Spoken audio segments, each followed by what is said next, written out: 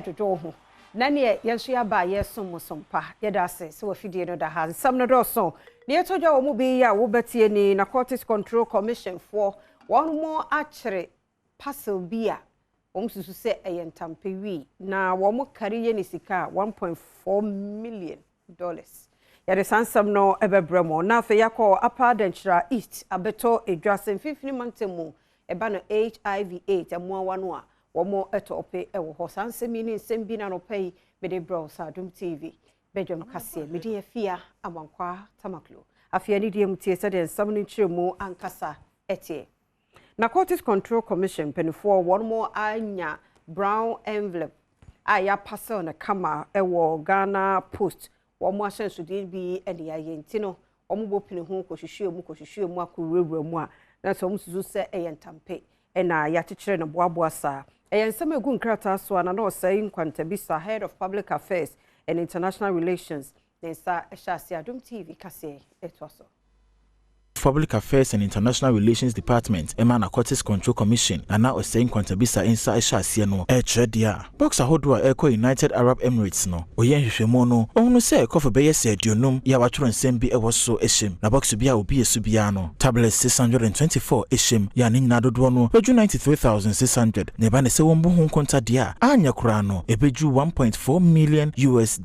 Na bro ye test Ewosa tablets no esono, Ebedane di say narcotic for Edru, friend say amphetamine yenti of former man so abo Ghana de hye nyina kokko se wo monhwe no montwe mo ho emfi narcotic drug njumone eho esan se etia wo man yi emra eno nti no se ba ne sama ne de ebedi wo mu ensa eya wo monhwe de wo mu ansa na wo mu ediako wo mu efiefie se de be ya obenya hotoso ewa dekode ho enkanka ene bra bronya ebe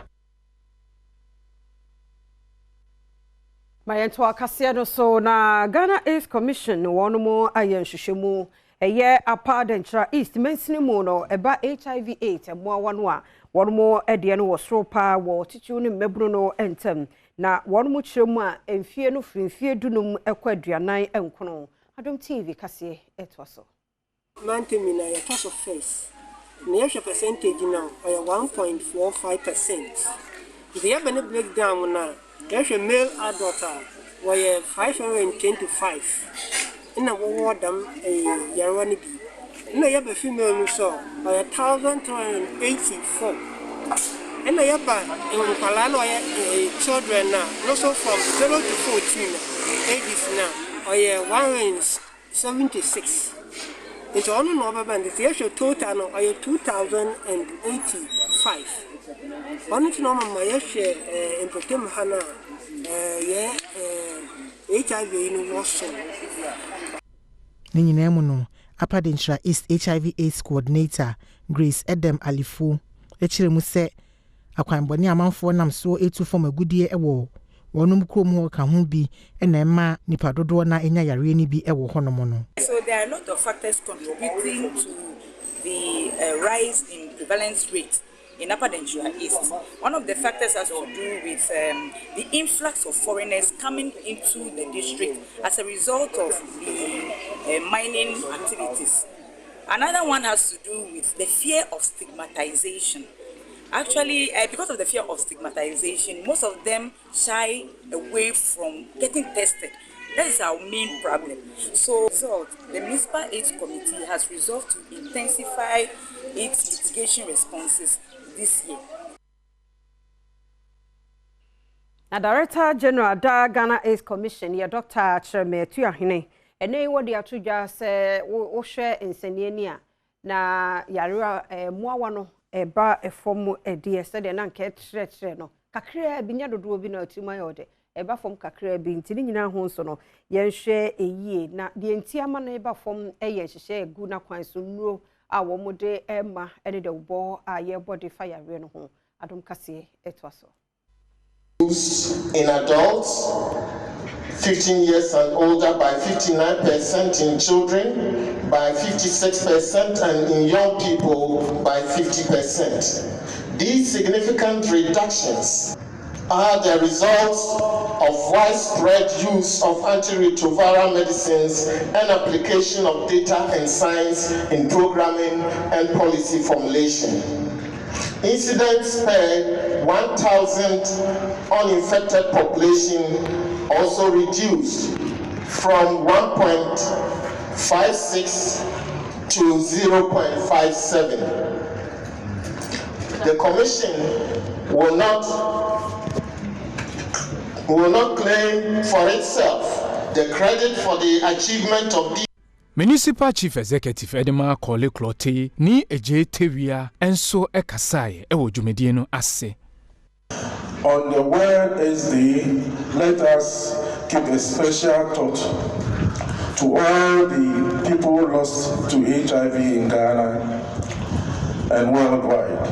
We would also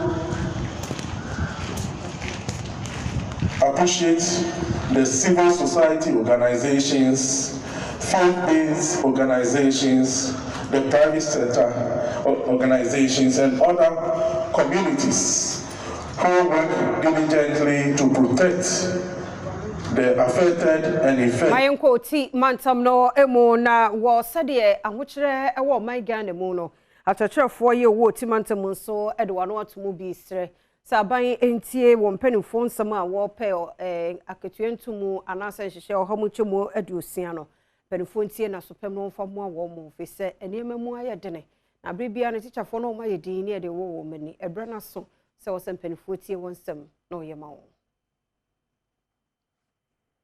increment at 7 years and say aban kasan je to me say enoma mu ayedene ama my fro and say nan san na yempanyifo so ebo homodin say o mne aban betis na ubisa me say ahin na nka de ma me amani beso de ene anka meka say aban nka ontumu be 100% kra dan so em say eno no ebia na aban ntu nti asat now de yempanyifo no for sanka onya 60% de maya kebeboa Wanne yamani boni obempombo wusu nkomo twetwemu no ena osan katwa so se esan se de akyekirefo akatua eswanti no se ofa kyekire ni bia pay slipper bosia ena de oso ewo so ya ne senti wo mudodo na entumi hwe wonom enma ene wonom abusua cost of living there I dia mai pa aticha for onim se aticha for ye de pay slip kirewa hwe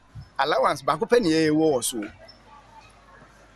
my new for bebre no other allowances wo mo pay slips yeah ba ko retention premium and pay and I was enti ya sitem ni ye mahwem ni ya brabom de em say teacher for de ye de na enya kra enti abambo no homode na mesusu hu say aketua no kra no wontimi ntum kase bebre a omhwe no ma teacher for allowances.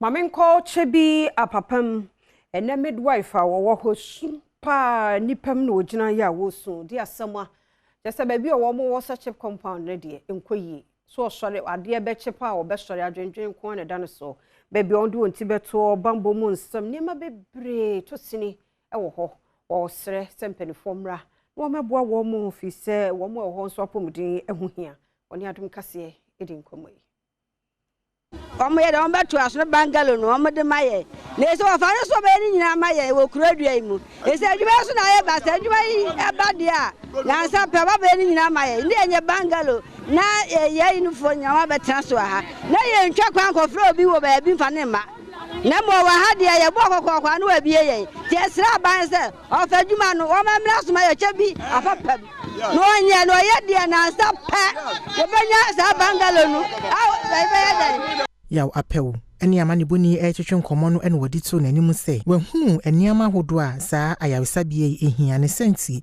ene ofato ne ho so a wodi saa emwa no ekoma wo no koma ne se bibehu se school no tables bibia ni ho nkwala no ba bi ombetena ene ho nkro ne banyina ho na manfo ene mu wi ne ho nkro ne banyina eno na ka makoma sasa na tie dia abano eka ose me no me so de menya film no de beboa na saa no ma ne nyina omatimi enkwala na nya ba bi atena na ti because Ghana ena bo me ho kadem ko takwana mampanyin na de me ko ya ono wanye me kapre kora na otafrija ajeman kumani a wotoso mienu eye afia sahene na wo bo wura ya baso ewo emmoa wode akodom ayaresabia no yese sabanya mema yen ba bi e jai nan a yen to aba kan no na ntesa ye si twene so ya ko ma adwuma ya botonko ya siesie so na se aban so ti yen kan no de nchansen ya begu bambudan no so ene ya dani bibia si ya kwayanim enti atuhu ache sunsum e kofom Adom TV Badwam kase na ogiso shano mamenko eye keku se na university ye wo ho nso aba be ya no nanu nanu ntemu ne beto dwa se inkomafo bi ye demonstration fi se wo mu kire se school no afa won mo ensas nti ne ya make say university no so aba abeya no compensation someone nyimpa dodo wa compensate hon krato da menyimi wa trodo Cape Coast site for University College summary of status of compensation payment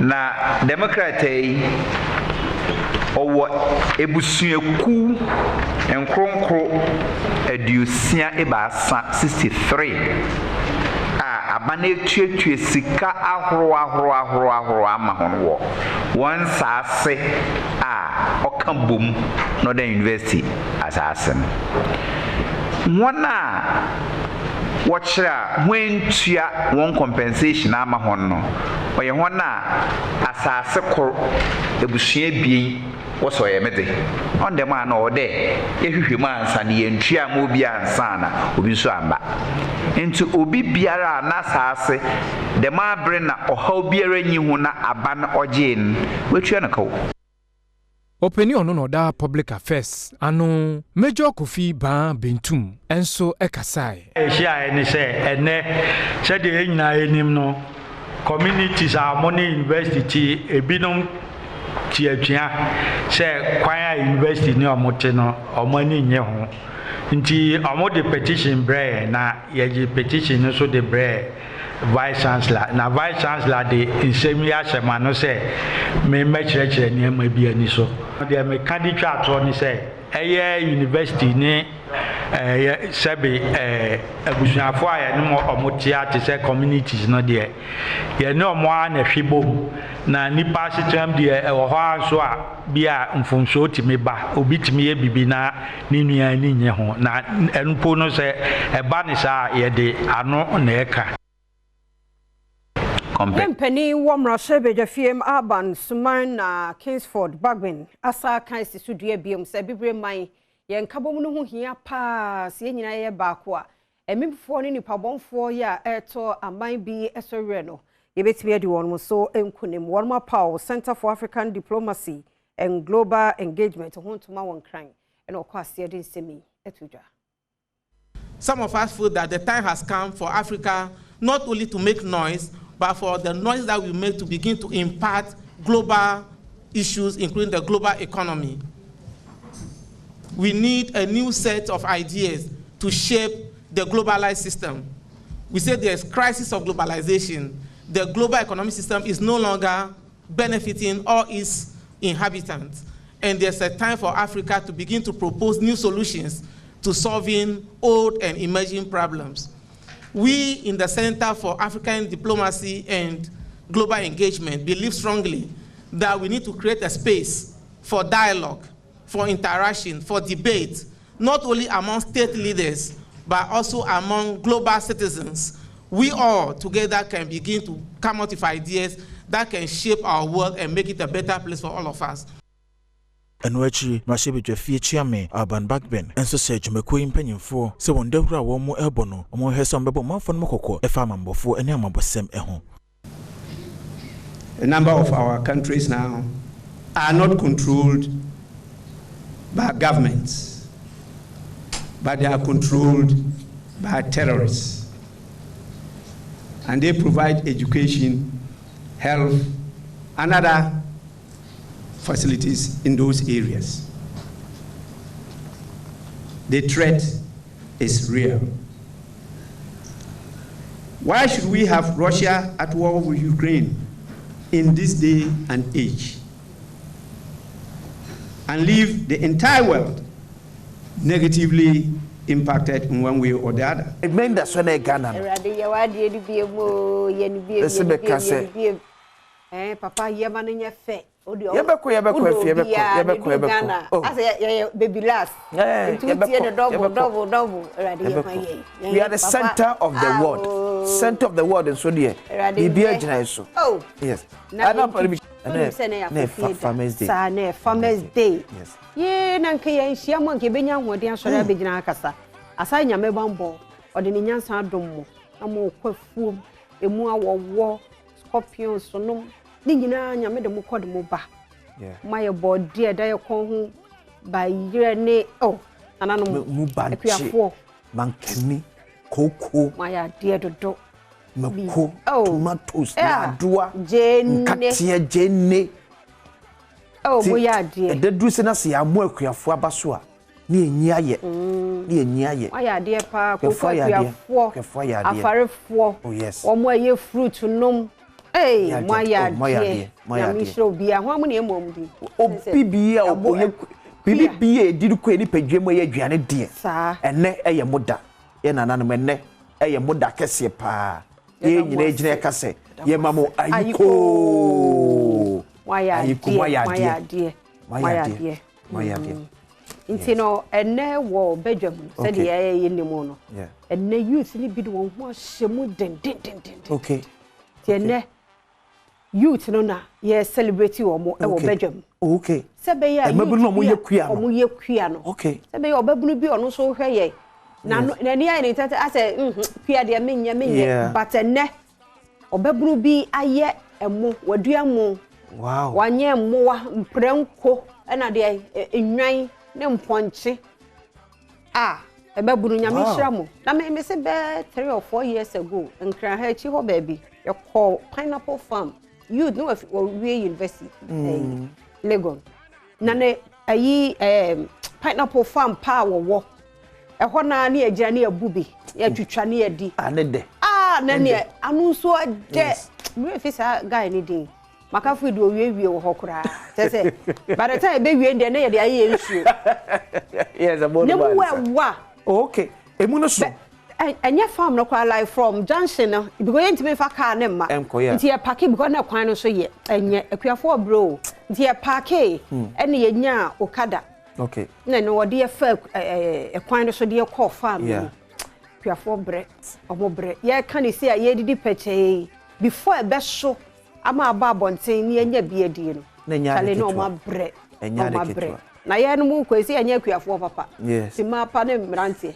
Address no ma e ko ho. Uduru ala mo se. Awoni e ma etu nsa ho tu na ho. Ti se wan sha de bi e kada honom ne ade a. Nyame hira mo. Wa ya de pa. Na ohwe ba bi o mo bo mo sese. Ya no o mo da ho. Okay so o mo da no o mo da ho no mo a. Yeah. Se emu o ya ti. Nyame hira mo nyina. Fia ni bia obi a. Fe na no ada piani a ono ye fish ya nsuo fa na anu achi black boot issue timu so okope abeton ama ye nya bi awie o ye nsuo de no ko ope bi abeton ama ye nya bi awie akukuru bi ase awrade ho mu nyina so mfa mu nyina nkomra sa sana efie ka no ye ka mabunu ye omo wokuaye mu la na ka University of Ghana ni a oye pineapple farm so mom ye nsisa ya adwen famfree se sebio wo mu a anko school ena ye kua no advantage wo ma wo akosku a wo yekua ne se wo nimdie eti abrabo asiye etini bia ye nanan mo anya kwanya anko school erbe komafo no esan se wo wakọ school na wo se nimdie ntino wo betimi ayam na kwanimu etini ona na be ye obete boto be semiensa no because of nimdie a wonya school to betimi ate be sensia nwotwe edu no nya mfaso ewom eti uko school asabi entwe mfa mfiri kua ye ho yenye kua ni nyina yenye bi ni na kuayo de unye sika kakra bi di wramu a ni obedi die na ya kwesi ye fie achi nso no empa ba koso ana ye na nso at the end of the day too cost bi so ene ma bi wo a wo nkwa bonten enkonkoto wadua tomatoes wo fichire wadua mako waye cabbage waye chese sa fruit kakra entwa ngu emfa nye flowers enko a duanu so bi wo mako na mako no board ya kokoro kwa de ni adwama so green green na eba because red na boarding so what we is 2 cedis order so ka 2 cedi 10 cedi kakra bi ena nso ni papa makoni je ne tu ye ni nasa nti dia wo ye wo feature ho no ye nye ne sa ba ye mie phone lines na nkofo appreciate danan mo kuafo ene blasters so nkranhye ede de ehia nkranhye no mo wo blasters papa na afi nanan mo so ahye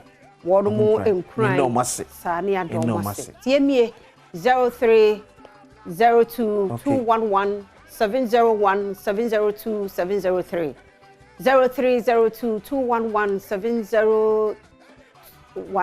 702 703 704 odofo nso bra ene holiday onko ba bi enye gidigidi nti mu hwe ye somo pa eye muntia na yetimi enya ahode sorry ko ye wo hwefo bi a wo hwe ye ya empa ho 5 not ho o twen ye yada mo se ti ye bi phone lines no 0302 211 701 702 703 704 mankind ya muache yo if you are quite and mu Jason de monsa hawa esa mu kwa kataba ye be kwa ba na ya mo ya papa ni ya mama no mu abaso na yen ka se ati se na mu de Adom TV asi ho a ye de esum ya kuafo de Adom TV ya wadio ye maya de zemafo akuafo nyina nso etie dikaka be kan se nyame nshira mu because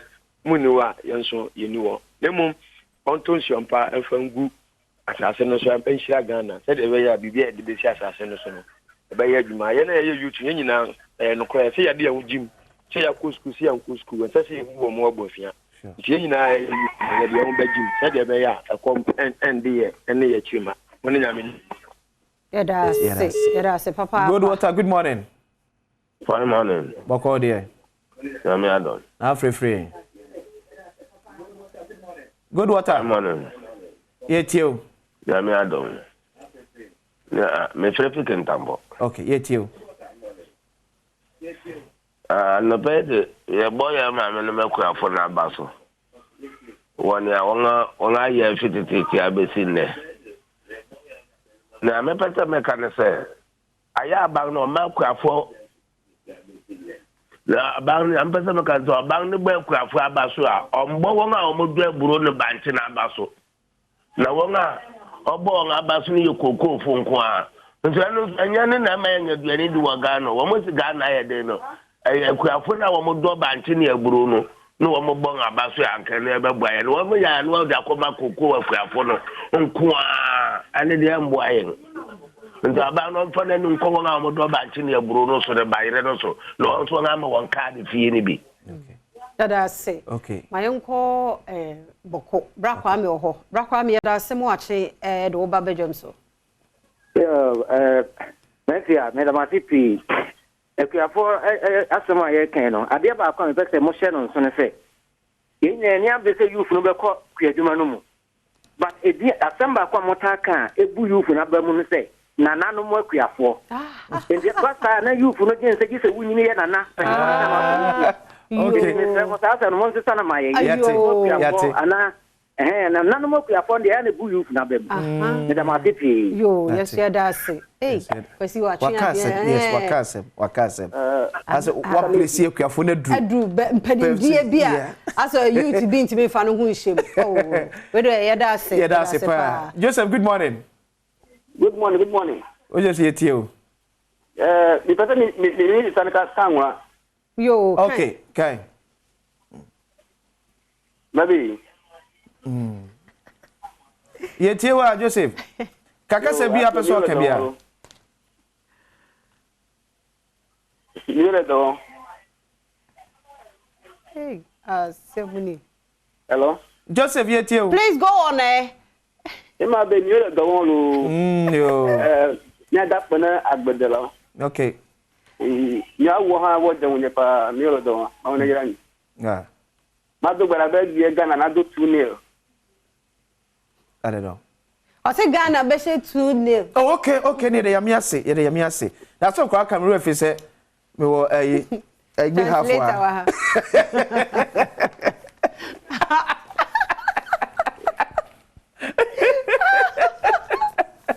But Joseph, that's it. Semo, fache. Ado no pay. Yam watch that's Mr. Ado, yam watch that's you. Oba, now so the Ado. Yo, my man, I no pay yet, chiao.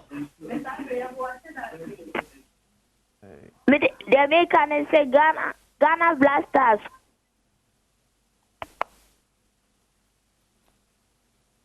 Oh. Aika. Ni enfe yenyina no yenyina no so ni enfa phone line. But things say ni o kai say answer na Joseph Ebe. Atwene adwena si asem kese so pa ye. Say nanan makuafo no. Yenya aka na enhye emabere ni so nkran. Nti yenka na ekuafo ye.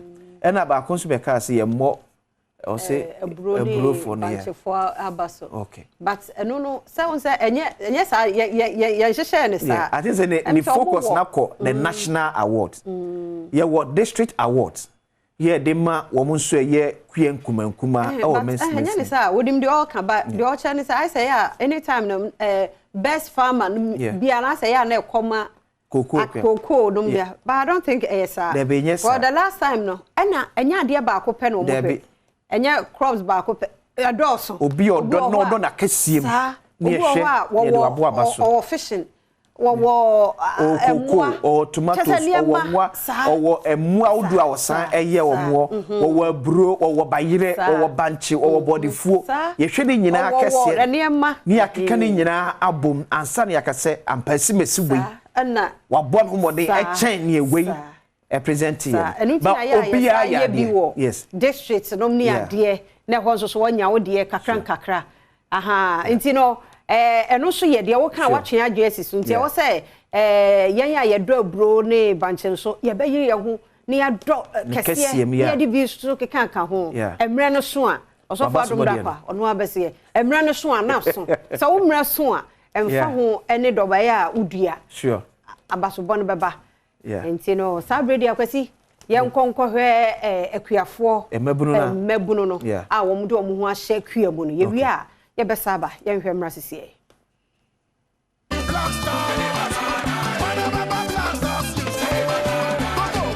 ye de akuafo no da ebo akuafo no ba so emo ewo nuane enu nwaso a wo ye ede aboa Ghana man so atimi atumpon ni nyina mu no ne ehwe isa se ya ba no so de hunu se emabunu ede wo ho be hye kuayo mu enne ni edi hu komo ne abo akire ahwe ne se yewo emabunu bi won ma wa wie university nanso wasan so ajai abakwa dwuma mu a wo ye kwa dwuma den yenya yenua bema Kena David aye obi a wa wie university nanso wo de ne krata ato honom ena wo ye kwa dwuma ofri sehwiwi oso ahwiam yene no entwetwe nkomo na yen hwe ne ehye ne nkranti a wode ne nkrata ato ho na waba ku adwuma so se ebi adwuma na onya yenti aba adwuma na onya yenti na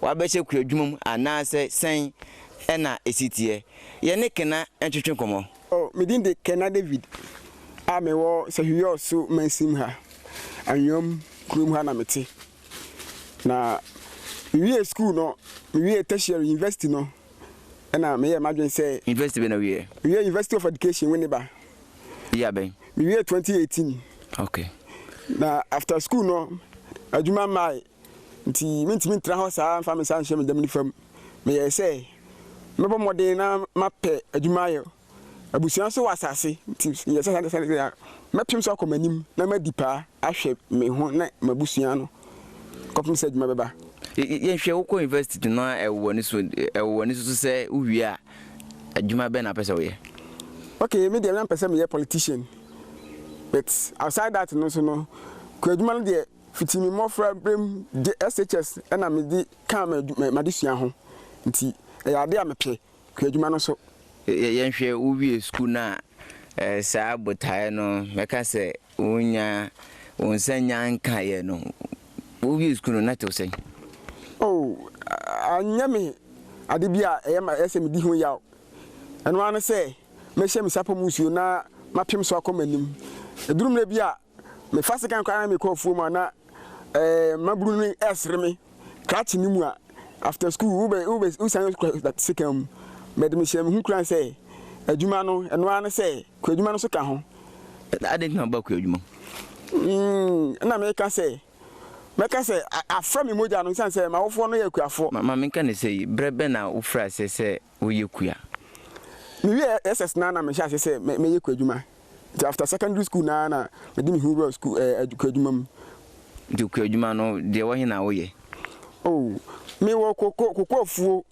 me wo banchifuo me wo kubafuo me wo ahwedeafuo moribafuo nti depend on asase na me so adwuma no baby asase no efeta sa crop no ho na me fertilize na me ye adwuma university course be na kwa me political science yeah and attending to farming be kan enti say yenhwe kokofuo no wo hectares sen abe ahwede ne ne manama na obobo so no be sese no do be sese well kokofuo no de me ha mani nka baby de gina masisia no 4 acres ana me wo 8 acres ano de ekwan wakakra nti eno so de wo next town 8 acres but the all hand 4 acres ana moriba no so metima ka say moriba mo 3 acres banchifuo de ene ebru ni nyina so ne me wo be 8 acres kekraka banchifuo ne wo de kago ka besi metima tunema banchifuo de me mfa most me ho banchifuo pa asad banchifuo no so no me wo kube 70 kubafuo 70 ahwedeafuo be 1 acre na ene ne didi so nti kwa adwuma no mayehu mapem so komanim de na show nkran de na count say after say we university nyina chiri no obesan so atwa so ayeku adwuma de ehemi nkran ene say hu se kwa adwuma no sika wom san say after sanka me university ni sanka me de me sa hye me dem no fam say me hwe say aban be fam adwuma ko a akanya say de me gina do adwuma no mai enso kwa adwuma na me ye no eduru ba bia etimi bua ma abusua no mitimi aboa won esan say yesi pani hwe ma usin fifure say social man sin tutu akama ofo ahwe say mesoma hwe won ba this time enso minya abadwuma nya ye no kwa adwuma no aboa ma mitimi pushi hwe won kakra akra de meka kire mu mia kwafo mabru ni say kwa adwuma no sabe nya say wako school na say unko school kwa adwuma adwuma tete fia na mo abla tete babu mukura no kwa adwuma wo enti mesere mu mia kwafo mabru ni say ma on fa on san so dem fa mon kase ma anko school minya adwuma anye anasa ma ko school minya adwuma anye kwa adwuma no say asase no hon ko ade a ese odo hu hyem ti mesere mu nua no mabru fo no say youth ni say oma aban so do hu youth in agriculture no on fa hu nim na yenye kua no na yenfa pagya o mani si ho be 70 aduoson na wo ha emre ben na wote ni sen na watwemienu bia mete na watwemienu bia mete a on be fa kodwa so mete ne ba ko bia metiminya 2 million 2.5 3 million every intine as time goes on no me say economy yetutu ma na say economy kakra akra kubinfu e kan fo no bia boa wo ma wonso wonya bibiri twetwa ho ana yeah me a family man after tertiary me nya adwuma anyo nti kube ya ne mfuo kakra na aka na me de bo me na busia no ho bra nti eboa me pa asad nkube afo no so no wasanso ewo ahwede no na ewo machi hase no ahwede no so ebebo musai mpacho sabe me dikan kai se ko adwuma de o mani super nti me hu se ha no eyera no na me se ha de ahwede ebeboa nti me de ahwede so support ko adwuma kube no ha no se ne be ya ha no na ho ense kwa na ahwede no so ebetima boa me manya bibi kakra afrim eno so ma usika no so eboa me anasa na de o twa de hwe no bisa atam say am timi di bi ya doye timi di bi chiche amanfo ya de a timi di ya duru nti obi ba na so hia bi obehu me timi twa bi ma no asada timi twa de kodwa so koton nti no so eboa me kakra banchefo no so eka menfu no ho I say o hia menfu no banche no apart from kuku no banche no so pa no so no eboa me pa eboa me nti ni nyina bo sa na ebobo mu sa na metimi ma tofo be tuko dwa so koton ene omoba wan sa bi wo ha timeje bi 500 cedis 800 cedis nti banchefo no de ɛda ha kakra ɛkɔ anim paa nti ɛno so ɛboa me paa. Abrante Kenna David dodo na afɛ no 442 wedding mfinhyia no aduasa ɔyere ɛwɔ ba ɔno ɛna wawie university nanso wɔde ne ho abɛhyɛ kua mu ɛna dɔm kaseɛ yɛne no ɛtwetwe nkɔmmɔ no medin ɛde Augustine Boa yɛmakwafo nyinaa afihyiapa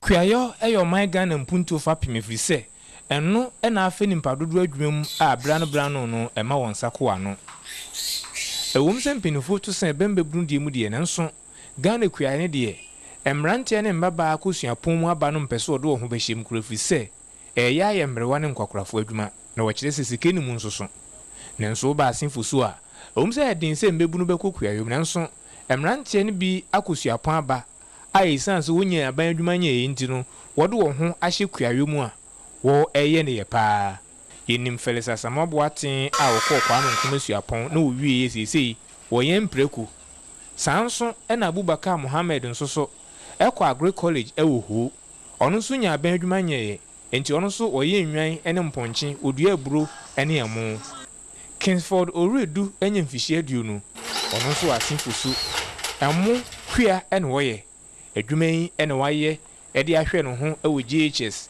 wode ahwe no ho ewo SHS a sese wadua mo ndudu a wo hwe kwan so obetwa na wode ato aso akosuapon mu Adom TV edi kan ekɔ Felix Asamoaboaten empreku buo mu ekɔ hwe kwan a na adwuma no esi ekɔ ɔne enkomo bomu no wɔkyerɛ de ehye ne nkura nti a ofiri kwa menkomasuapon mu ba ya wonya adwuma nya no wɔyɛ sɛ empreku yen ena obekomu adentina in the first place no wakosuapon maja ka betene fi atwen se wonya adwuma na nka wakɔ na wode wafa ato ho se wobɛyɛ kua wobɛyɛ empreku 2018 me shase aye we se napco na napco ni na I mean we say contract so it means that the next we in the 3 yes no contract ni bewu so until time I me sure say can I start say I mean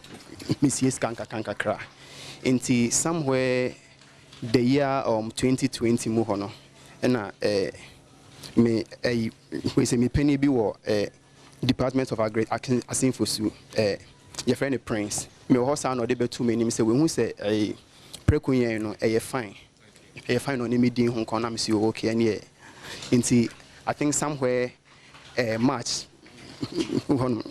enti ode empreku ne sen na shaase ne say wadru be sen adwuma ne kose yeah 7 and start here that time no your friends say Department of Agri my empreku you say abide empreku bi by say wa person oyi yeah so until that was a time no nyame adom yensa can be 7 until now you we say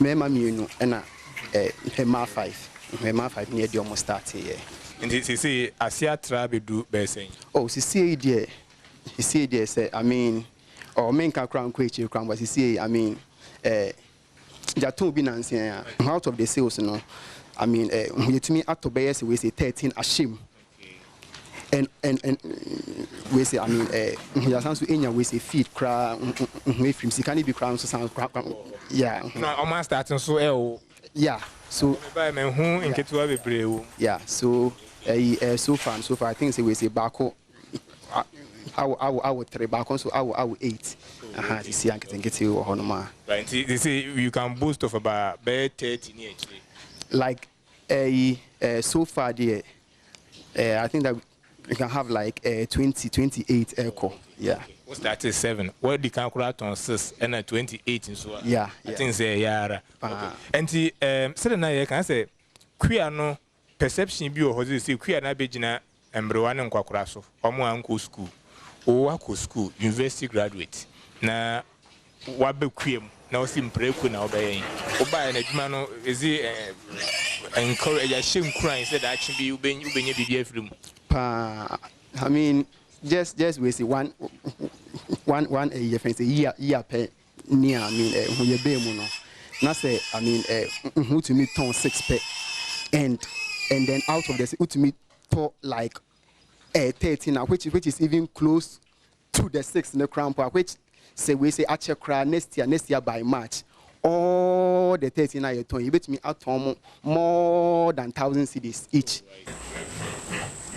Baby Genesis say Abubakar Mohammed biaya wayen mponche ene ne nwan no wo waburo ewo mo ene kua no ba ya hodo nanso ene yede ne di nkomo afade nti ama wokọ agriculture baaya onya postings no waye se kua ene opeso woye e makwa Badom TV so yeah eja right die na wonso wo ewo in terms of farming ne mu die wo na woye farming no me livestock akra goat and sheep no na me san so maize farming, rice and then vegetables kakra.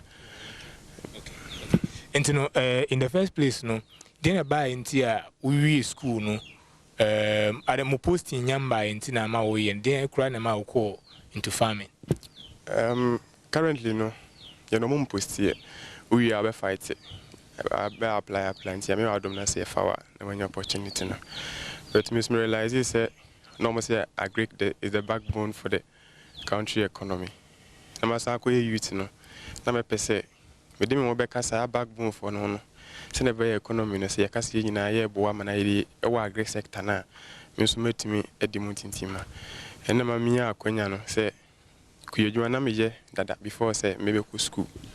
Ti me wi school na say knowledge no kakra me kwanya wo school no enko ba se me de betina fie atwen ya se yaban emfa me adwuma mu ansa enti me de to me wo se me aso me bibi kakra ti me started with vegetables no na me de maize ne be ka ho enti edum pempen so bi a baby a me national service na me boss onso kire me se rice farming so eye ade bi a isi a na ekosoro wo man nim enti o encourage me Mama rice mama de start me out to say and also a great initiative what they can maize and then vegetables no and also be konkan na anyam one so no na ye na wo good kakra hot be sheep no me school na msu on say ya na sala time no ya na man for ichomo numpa nti and also me de be kan me business no to me started with 2 that was way back 2020 started with 2 I mean, child, although if you are not miscarriages, a boom near the by 11. I currently cry me turn back waka bema bako Adam. And Muye daha wufi we are sweep Sanson and the Wahain see a dear would you and for French and also beso. The woman a children see a fool for fro. I nina a year kings for the redo and a year a fool at son when you fish you know. Now what you say? Kwadwuma e na odi ahwe no ho e GHS odi ahwe no ho e SHS se de wadu a wo hunu ye mo a wo betie wa hya asekura etibi a ono ne ni da so se wo beton na odi ahye ne suapon ase ye ne Kingsford ni nkomo ne nhwe die nti a enne ne mfafo no bi asen ha oba wo ye ne mafoforo no de wasi kua na obeye enne pese enne Kingsford bon nkomo ebra ye wo musisi a mbebunu edwane fi kua yo hu die na hye Kingsford nkran ono de wo ye kua na enye kakra wo ye di nemum commercial rice farming ena Kingsford ye mo akwa Badom TV so pacho me damase right efu ya ewu mi ye ho efu a pacho me amefu me pe mo pa emo ne adwane me di nti me start no kitwe bi se me ye kitwe bi na nka ma eden me di afedi me start se me ye no na me hu se me yire me ho ye a ebeboa me nti nkakra na me ye nkakra me nye sika kakra na me dia start kakra sa na me di ye ne me tuma ye nkakra me di bi etua me school fees e di wie JHS asanso tumi di wie SSA ama ma bedu sampempen so ya sisi ama ye no big farming emu adwuma no ba mu no sen na adwuma ni sisi adwuma sika wo mu a wo hwe a ebeboa wo begin na me be mu ne de begin na me hu ne ni so ne de na me feel say enye adwuma bia to begin challenges be me face challenges be bre wo bia me ko school eno ma be di ni ade net to nti begin kura mama be mu bui bye still now no me try say meye na afi de me be ye ni sisi a me hu say eye adwuma bia eye pa onye skafrum aboa me papa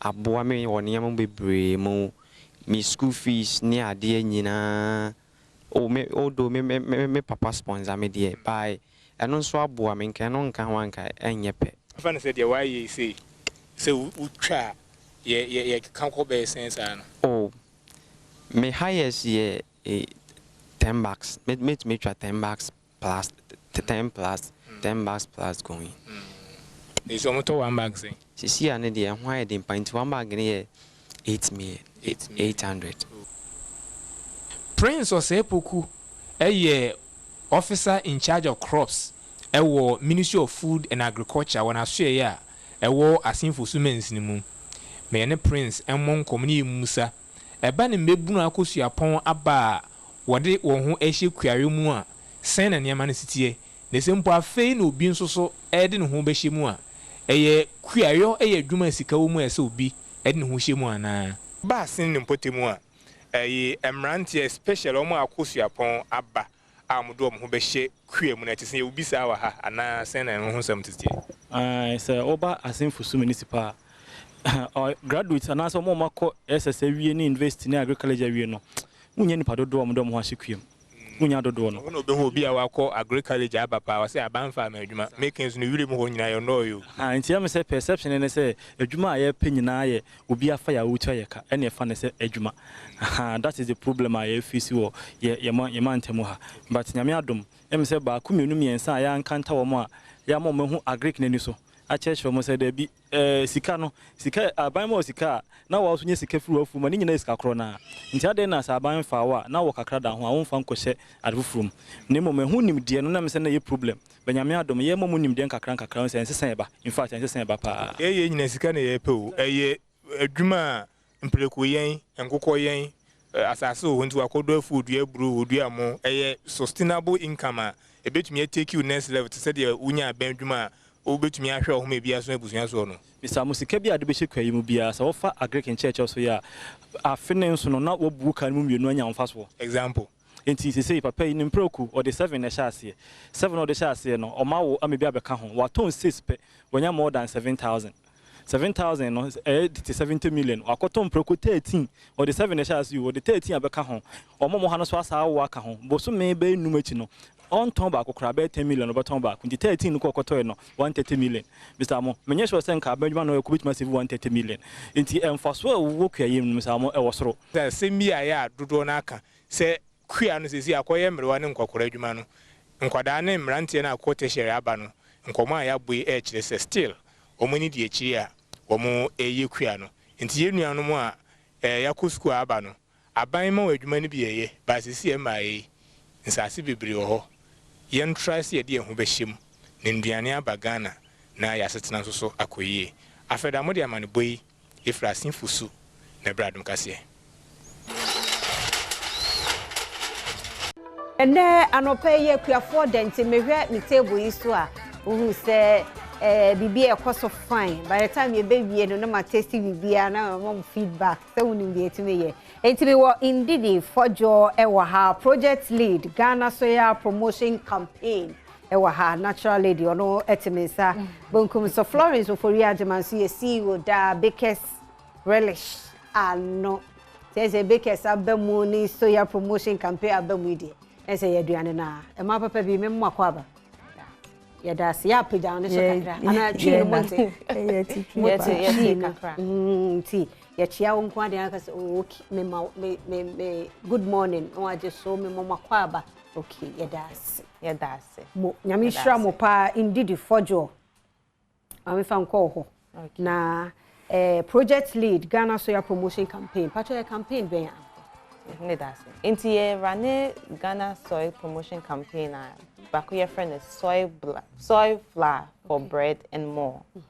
I had promote soy flour, you become all the things you bake, bread, cookies, cakes. You said I even would be to me near journey because of the health and nutritional benefits. When says soy is the only plant protein the complete protein to say nam. It is a one to me in the nam and I want to me and for the nama. To me this soy protein they replace it. Ya won't crack no moon pediane. Oko I say faso ya friend aduane mu no. O se nkwa bi o madi de basa. Do the soy no from mo bro kra. Odia who say because to me in the nam in kwasiane sanyama at least udi soy protein unim say o protein is we meat because Ghana for ye jan bebre ye carbon sanyama until the soy can ho at least we meat o protein is for the day. Na campaign a year running on behalf of the American Soybean Association, ASA, and a group from WISH, World Initiative for Soy and Human Health.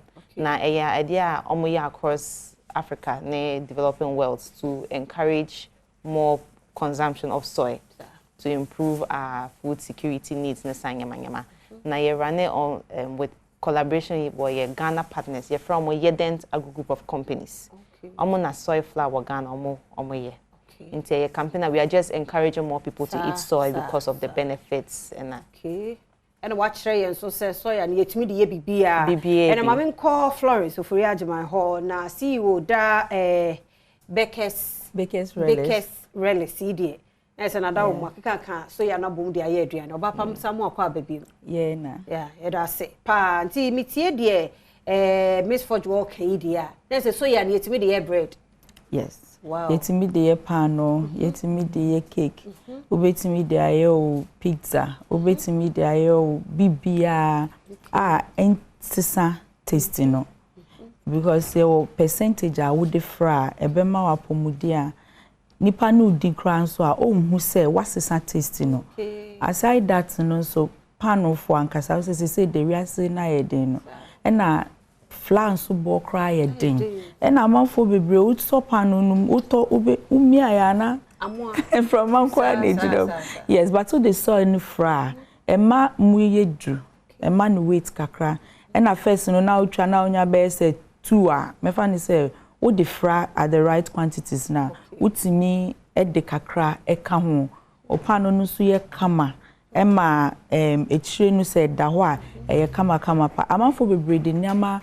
Bebre de frafra panoa enhyeda ma apomuden ba so any de o de fra o manipa krono edidi no na wo ma na apomuden if you say anopa o sorry na say o didi a obedi probably hausa koko na o de bread panoa ka ho but we hu say o be consuming more carbohydrates na onyama bebre nso cholesterol ena bebre no so omudidi we kran so ayenya apomudin papa bia wom but se soy no ka ho a e balance o diet no e ma protein kakra on say na indidi kasa no o say e plant the only plant based protein a ene enam eyepe enzyme fa or how bian bro any cholesterol enti e ma cholesterol levels no cholesterol e bo wakoma no so ho ban Emma say pass odu ni menopausal years in 50 no na ne ho hyehye no so wo di so kakra ka wadua no ho de bia etimi yi free ho na be say breast cancer any sa nti so any de ewo a lot to offer just that yenya akwan enchirechire mu ye nti a good initiative say American Soybean Association any year dents aba together to do it. Say nebeya say wudi panu bia ubehu say ade na wudi no emfaso bebre wom emani pedua. Accommodate pa batanya panu nkwanso no honti. Cake. We no so cake in so the yeah betimi the soya. One thing about cake ni say one who say nkosu akra boa ye den. Enti yetimi ye ye be replaces soya no with other different components actually but ensheda enya de ane boarding nti mefa ni se nka obefa kosua be 8 with soil no obefa kosua be 4 na wo de lecithin afra na wo de aye wo de ya etise wo de kosua because we ye the soil na but one thing is cakes normal cakes no who say fat content no e was ro o de so ni fra who ni sa e ma cake no so e ma wo apomu e cut down on your fats way say. And they are very useful for cakes too. And no, it's a pastries. Pastries bia ubetimi e de aka ho aye. Your special soya bia mumu use and say soya bia. No, enye soya bia. Okay. The entire enye soya bia ni say wo fa soya structure na enye bibie wom ene ye manipedua no. Eye say ko through processes. And sana wenya de be ya manipedua no. Enti bia wote ha ya wote na wa ye wadwen say oh me free he ya me kodwom akoto soya na me de abeya. Ebia unya nisa ebi nso a ubemma nkrofo adi ade a edi ohaw ebebro ma pomudin enu nti na ye dent wo ho enu nti na ye dent ebe eye fla no. Okay. The education there is the American so Yedent is their partners in Ghana. Into omu no omu ye fla no. Yes. So far there Ghana ha nyina no omu pe na eye omu timi produce at the standard a uhia a wode apomudin ebema obia. Nti me sremo enye so wati nti wo kodwom no akoto so ya bekeka bom ena waka no. Eso sauce honum na nkasa. Na ye bread ye cake at the end of the day when you say who did na wo say pe wonu toso wo say pa pomde pa Christmas na everybody enu so kra December ya amanfo be didi niama bebre enti sa niama na ye dini nyina no e mayen nsusuaso bebre enti ye make sure say ye ne papam because who didi ya e na wo che flow my contact no the number is 05401280001 05401280001 na ye wia na sa na wafre na waje munim de na enye se ye didi a fele ye fu no keke so udidi so bo nkwa no ho ban nipa bebre se no mu ndi bread because of the wo mu bedi no wafu a share na ma wayi but I think say we soya de no udia my dear, you are good to go. Until Christmas, in the dear keke.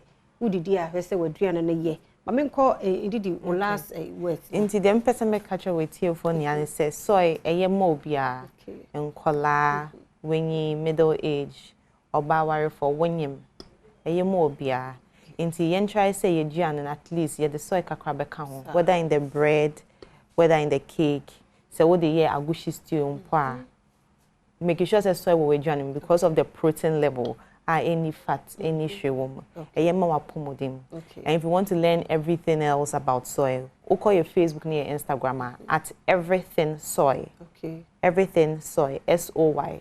Facebook and Instagram, you will education materials, there was some demonstration videos. Yeah, even your bakers training, October okay. Was Sunyani National Bakers Training and then I was screen okay. Next year, so you say yeah, original ones. Okay. All information about soy, mon call your Facebook and Instagram. Ye benya bakers relics so e wo hefa.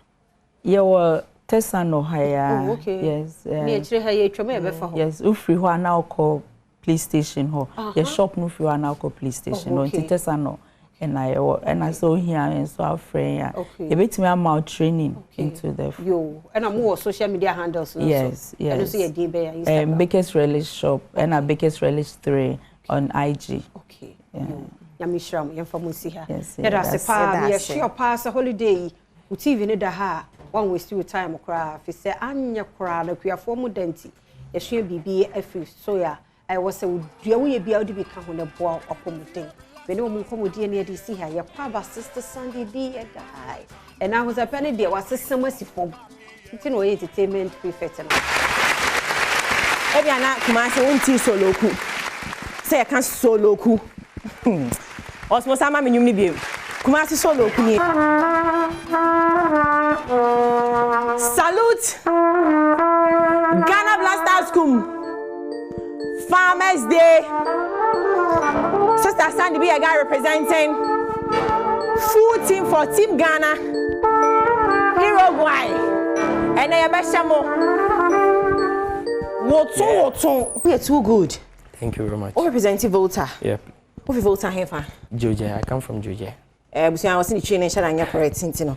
Wait me there now go now for 9 days. Ati. What you think Georgia? Georgia. Georgia. How long have you been doing this? Officially, let's say 2 years, but unofficially, I think that's 9 years now. Yeah. Wow, Intino, have you had any chance to be on national TV to exhibit your talent yet? No. This is the first. This is the first time. Yo! Well, back on campus, yo! Whoa! Big shout out to my boss, Kofi Ampedu. He discovered you and he was like, yo. I'm so grateful. Guy, be ya, dear. Intino, my name Brown says, Sabah, when he Intino. It's a friend of Kofi Ampedu. I can't be channel. Can I be check Kofi Ampedu, man? For Kofi Ampedu. If Ampedu. Makoma koko dark bana. Na manya we na mon gbogbo anyama no tefe akpano kaka dark bana. Yeah, na se. So what do you have to me bede yate? What do you have to bede yate? Wow. You're kind now about to English, I was saying. Okay, I'm telling him that if it's not because of him, I wouldn't have been here. So I'm thanking him so much. Bro, Ampedu, thank you so much. Ampedu. On that note, no, Christmas, see, my upcoming artists underground phone. I'm with 3 good hours. Yeah. 3 good hours on the show to exhibit your talent. So December, you are on again. Thanks so much. We are there too much. I'm so grateful. And see, our partner with me, I am Sakani Aisano. Aye. Whoa, what talent you what's I'm painting because when you're not wish. In fact, Saturday back will be my main. No, do bring to big shouts to Walla. Yeah, shouts to Volta Development Forum too. Yeah, it's by their grace. I thank them so much and their leadership. Thank you so much. Wow. Yeah. How's your Sanabo? Namle no air grow and anopay holiday special edition of Big Amount to pay. Meaning the sister Sandy be a guy now. Or else I read, no. As Sonny Bema. The blood of our forefathers. Because Ghana flag, you know, red near forefathers no moja. Or many brand no paper. See, your forefathers, she momotamechi. And it's a red no moja na son is I know. Green in the chema galam saying to gold naira. Your forefathers both woman see to gold. No, yellow no. Galam saying, no. Yellow no, gold no. I swear. Green in so dear muchema, your chance as an atonino.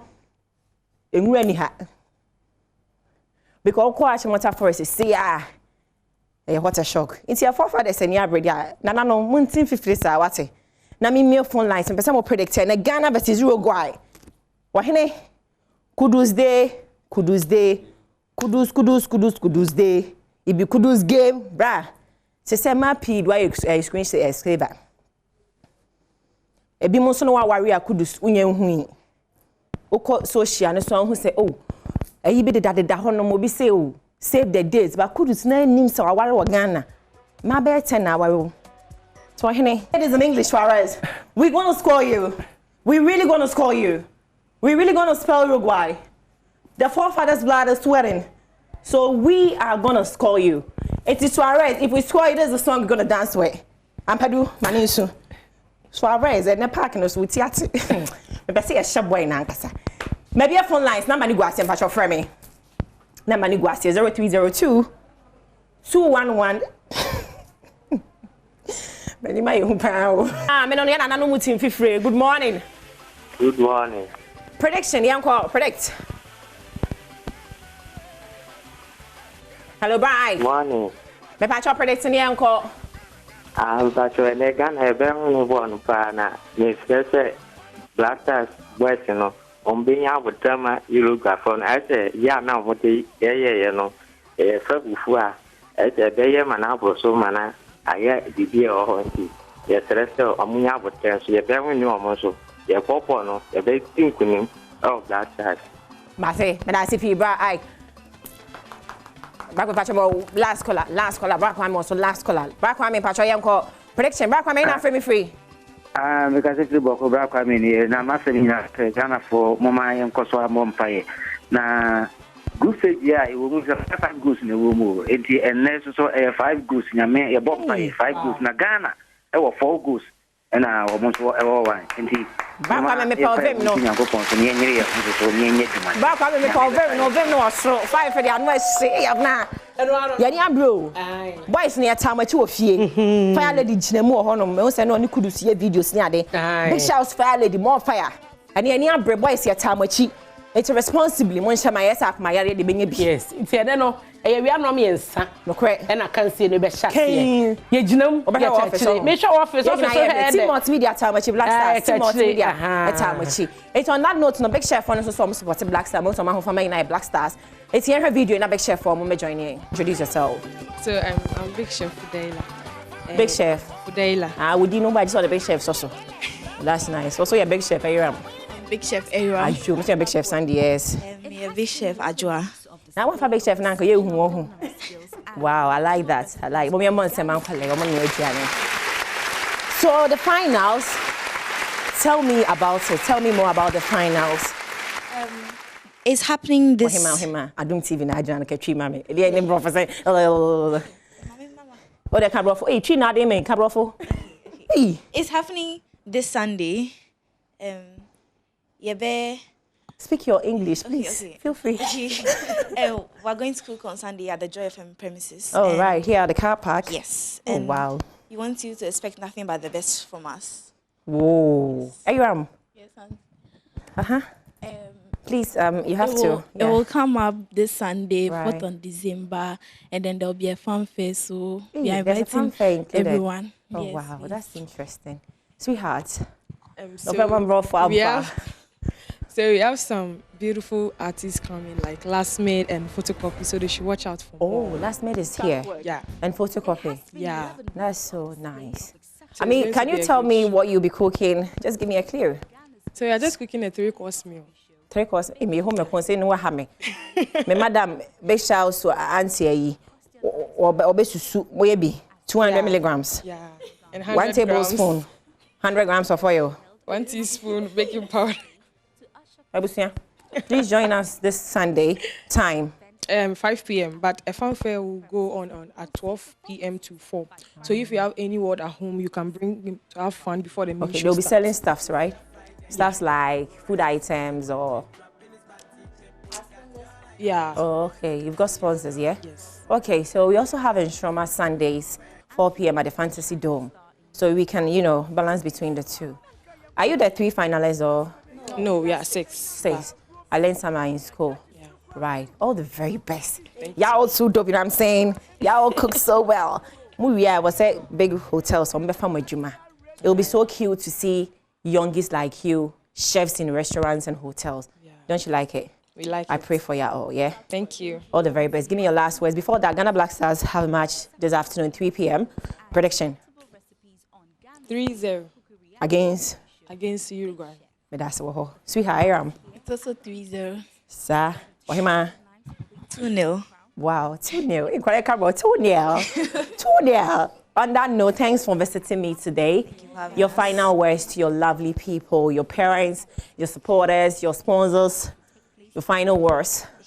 I hope that all Ghanaians vote for me to help me win this Big Chef competition. How old are you?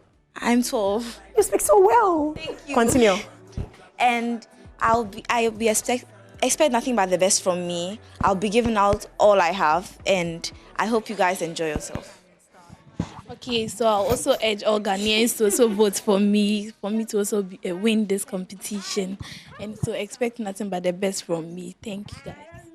So I'll also urge Ghanaians to vote for me by dialing *711 60 #, and the number is number 4. Wow. And I'm bringing my A game on the finale, so they should watch out. Whoa, that's what I'm saying. So I hope someone to me catch you so sad. What me catch you, sir? Obi embu be back no nko bube. Say abobeka wa na efi utum. Hey, abaya. To aswe say abobeka wa na efi utum. That's right, sweetheart, bube. Want me make am bofo wa na wo nko sa bube wo twi mu na yempon.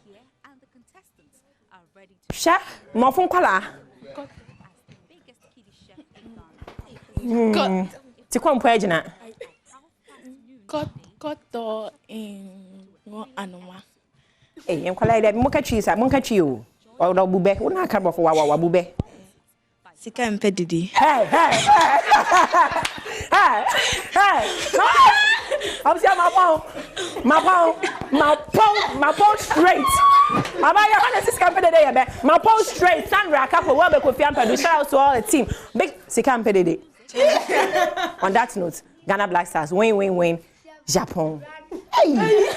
Tum say bibia be fine na yare no doso nenso de omo ba no omo kura omo aka de enso omo tumira no ma kiresi ti de wo ha bi omo ka ho asem de ne eye wo ni pedwe mpanifo mo akwa ba ya ina alanya bia boko de ebe nyankopon adom pa che o nyame adom ho efe fugu no so fata o ti next ba no am ye nyina ahye fugu no bi any problem sa nyarwa alaji vision herbal clinic ye no doso ena mu de ni nyina agumanim ha se ye ntime nka ni nyina na mere na so nenso na de o de enuro na ba besisi ha ebinie ye sure nye ni nyina ni nti emu akwa aba bo alaji vision herbal clinic ho tofa ansa na product ade si hu ye hwede ye we ni pedue je we de ma me meda wase na mafa konya kese a ode ama me so na me de enchia ama ye ma mu ha mpanifo nya wi ani atwa ni ahwa ma no nso ache ye tiefo mu ho nyina de ba Adom TV dan kese mu na no pa ntwede mponya kopon wasan hwe so aboye ho ban ma ade achia betuye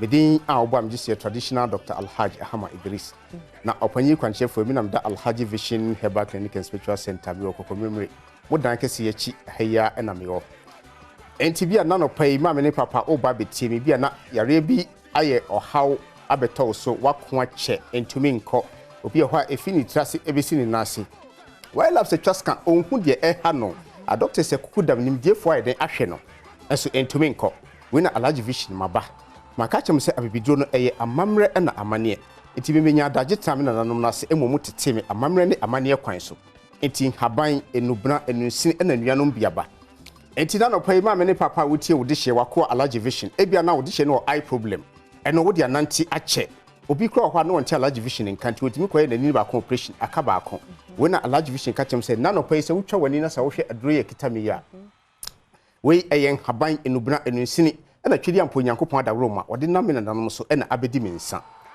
enti saa we se bia sebe obi a ade wa kira won hu obi suso hwa eben na won hu obi hwa na ni eprunsio obi suso de ya na etwa enkyina obeda be so bia na nya hia de ahonho no obi so hwa sebe okasa na enkan de ewo nanum enti wa bre wa ye na fam de nyina entumi nko Alhaji Vision ka chem na no pese se wo tie me a kan wakoma efato yem emfa ho ne ba bia wo nipa che otie sadro we obanom kwa na fa ovensim eho ye nya operation ho na ye mfa aduro so nya de engu ani so eye mi ro nyankopon haban ya waboi na obenom na fa ovensim ye se ebogro koma ene die na abaso a me de mpaibon so ye den eta wachi maye bebre adansidie ekoso Alhaji Vision amanfo frame fi US Germany Holland Japan Canada nyina obi bae ho na no osi ya potano bae ho na me hwe no obi so free Spain wasi Alhaji Vision wunti na meba obedi 2 weeks okonso nya na yaresa nti adansidie ne kositi bia na no pa wutim na sa wo eye problem a men konkwa ye operation be hu Alhaji Vision okokomemri ansa me pa cho etoso mienu ma me ne papa bia wutim na no pa yi ebia wo sisie hu problem obi ho awoda na obesore se kwa na ye diema no so obesore ne nsa ano ne ne nano eye ntititi wako ache entumi nko ne sisi atwe no obi nantiko bonkum na ne sisi twe ne no okonifa wa bre ama no kra chia entumi nko hwe adire ekuta mi we eyen haban enubra enusini eyen makomako 9 na me nananom twedi ampo nyankopɔ dam mu so en waye den waye na me so me de ye adwuma enti we obenom yese wo sciatica problem men ko dam ahye bi so me nsanfa wasa be wiase no waye den bebre abubu akadem esa so wo anya yare no ho aduro anya den anom na me ka chem sa bibidro so edi enti na ye adwuma obi si Alhaji Vision ma chini ache ma obi timi ba me ho be card be 10 to 20 wananti ache wokono wako ache entumi nko eye amamre na amane o se dan kese aye bewuramu ontimi fa wo pe emewuramu ye de wo pe mpie nko saa na enhaban enubra enusina twedi amponyankopon abaguram no ye wo de wutie wo ya eye adwuma ene wo de usisi ye wo ya eye adwuma ye wo de uyefun ye wo ya eye jese nipadua na kwanya fi utase besi unase ewo ho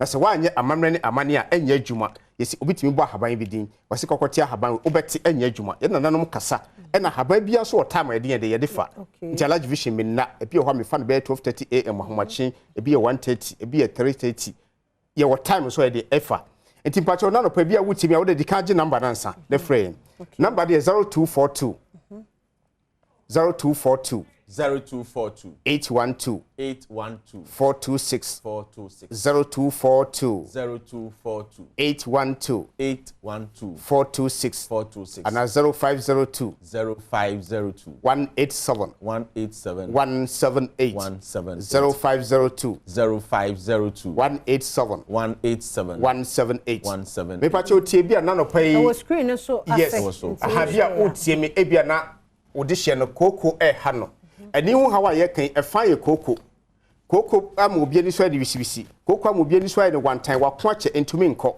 maka cho se obroni ni koko aduro no e ya bibiduro e na fine na obenya koko aduro ya amamre ni amane aguso e ya large vision eba clinic e na megusa o se e fa he ne wo e koko mlemle Adom TV dankasi achi wo de babi a wo firi babi a wo tie mi na no pe wo kumase oboase sunwane tamale takrade ebia Cape Coast oti region 4 ashaman tema e na bia wo tie mi na no pe ya kamakoma fatu yem fa number no fa large vision wo de awfa busa se oba kokomremre Adom FM na se Joy FM wo nya bedru pa wo de frame na busa security for na omudo beba large vision eba clinic wo how ne amane bia beto so be se ayesunsumu na se honamani akamakoma fatu yem obi a hwa okọ private asabi ohun se moja eden ewom na ya na ye problem ni so obi a hwa eba na atiko enti eba na atiko enti no wayi nani etimi kun bema ene betimi so asiwa wo ho kwan bebre awode na no ayede eye koko na ye sade enti obi labs just kan ohun de ye hawo na maka chew se koko adro obroni ni koko adro eya bibidro e fine so na obenya papa eya large vision because my amamre ni amane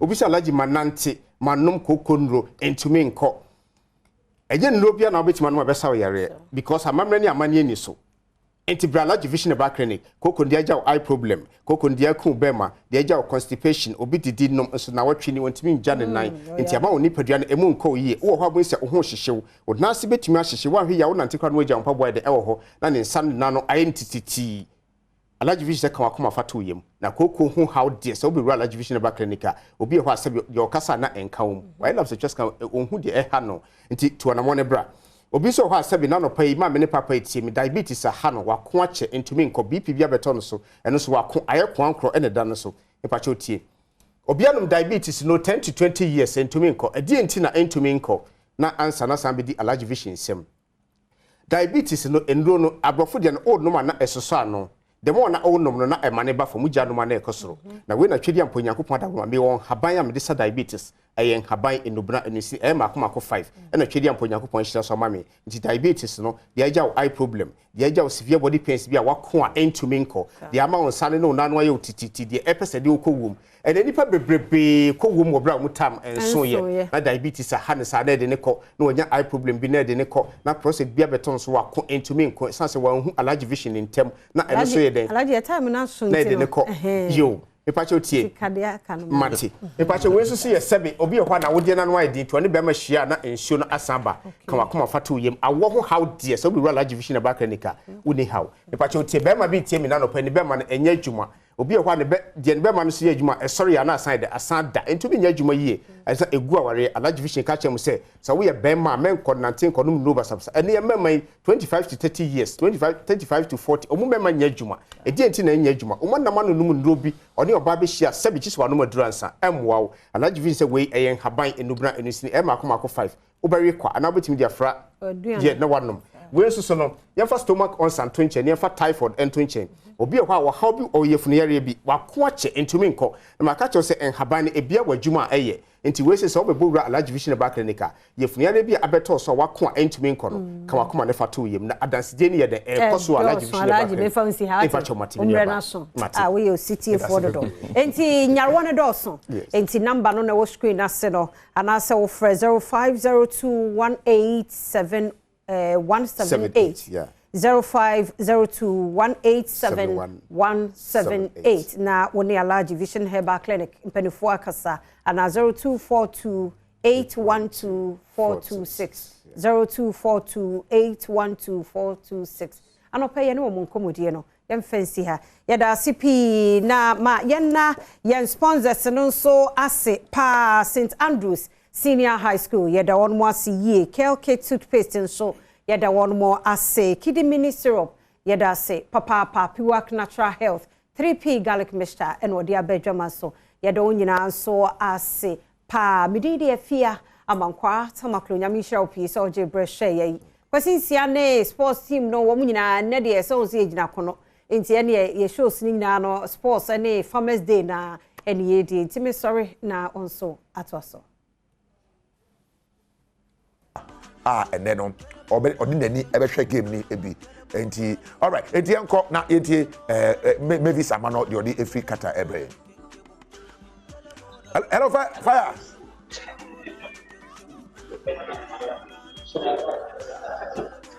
hello fire abi dia boko there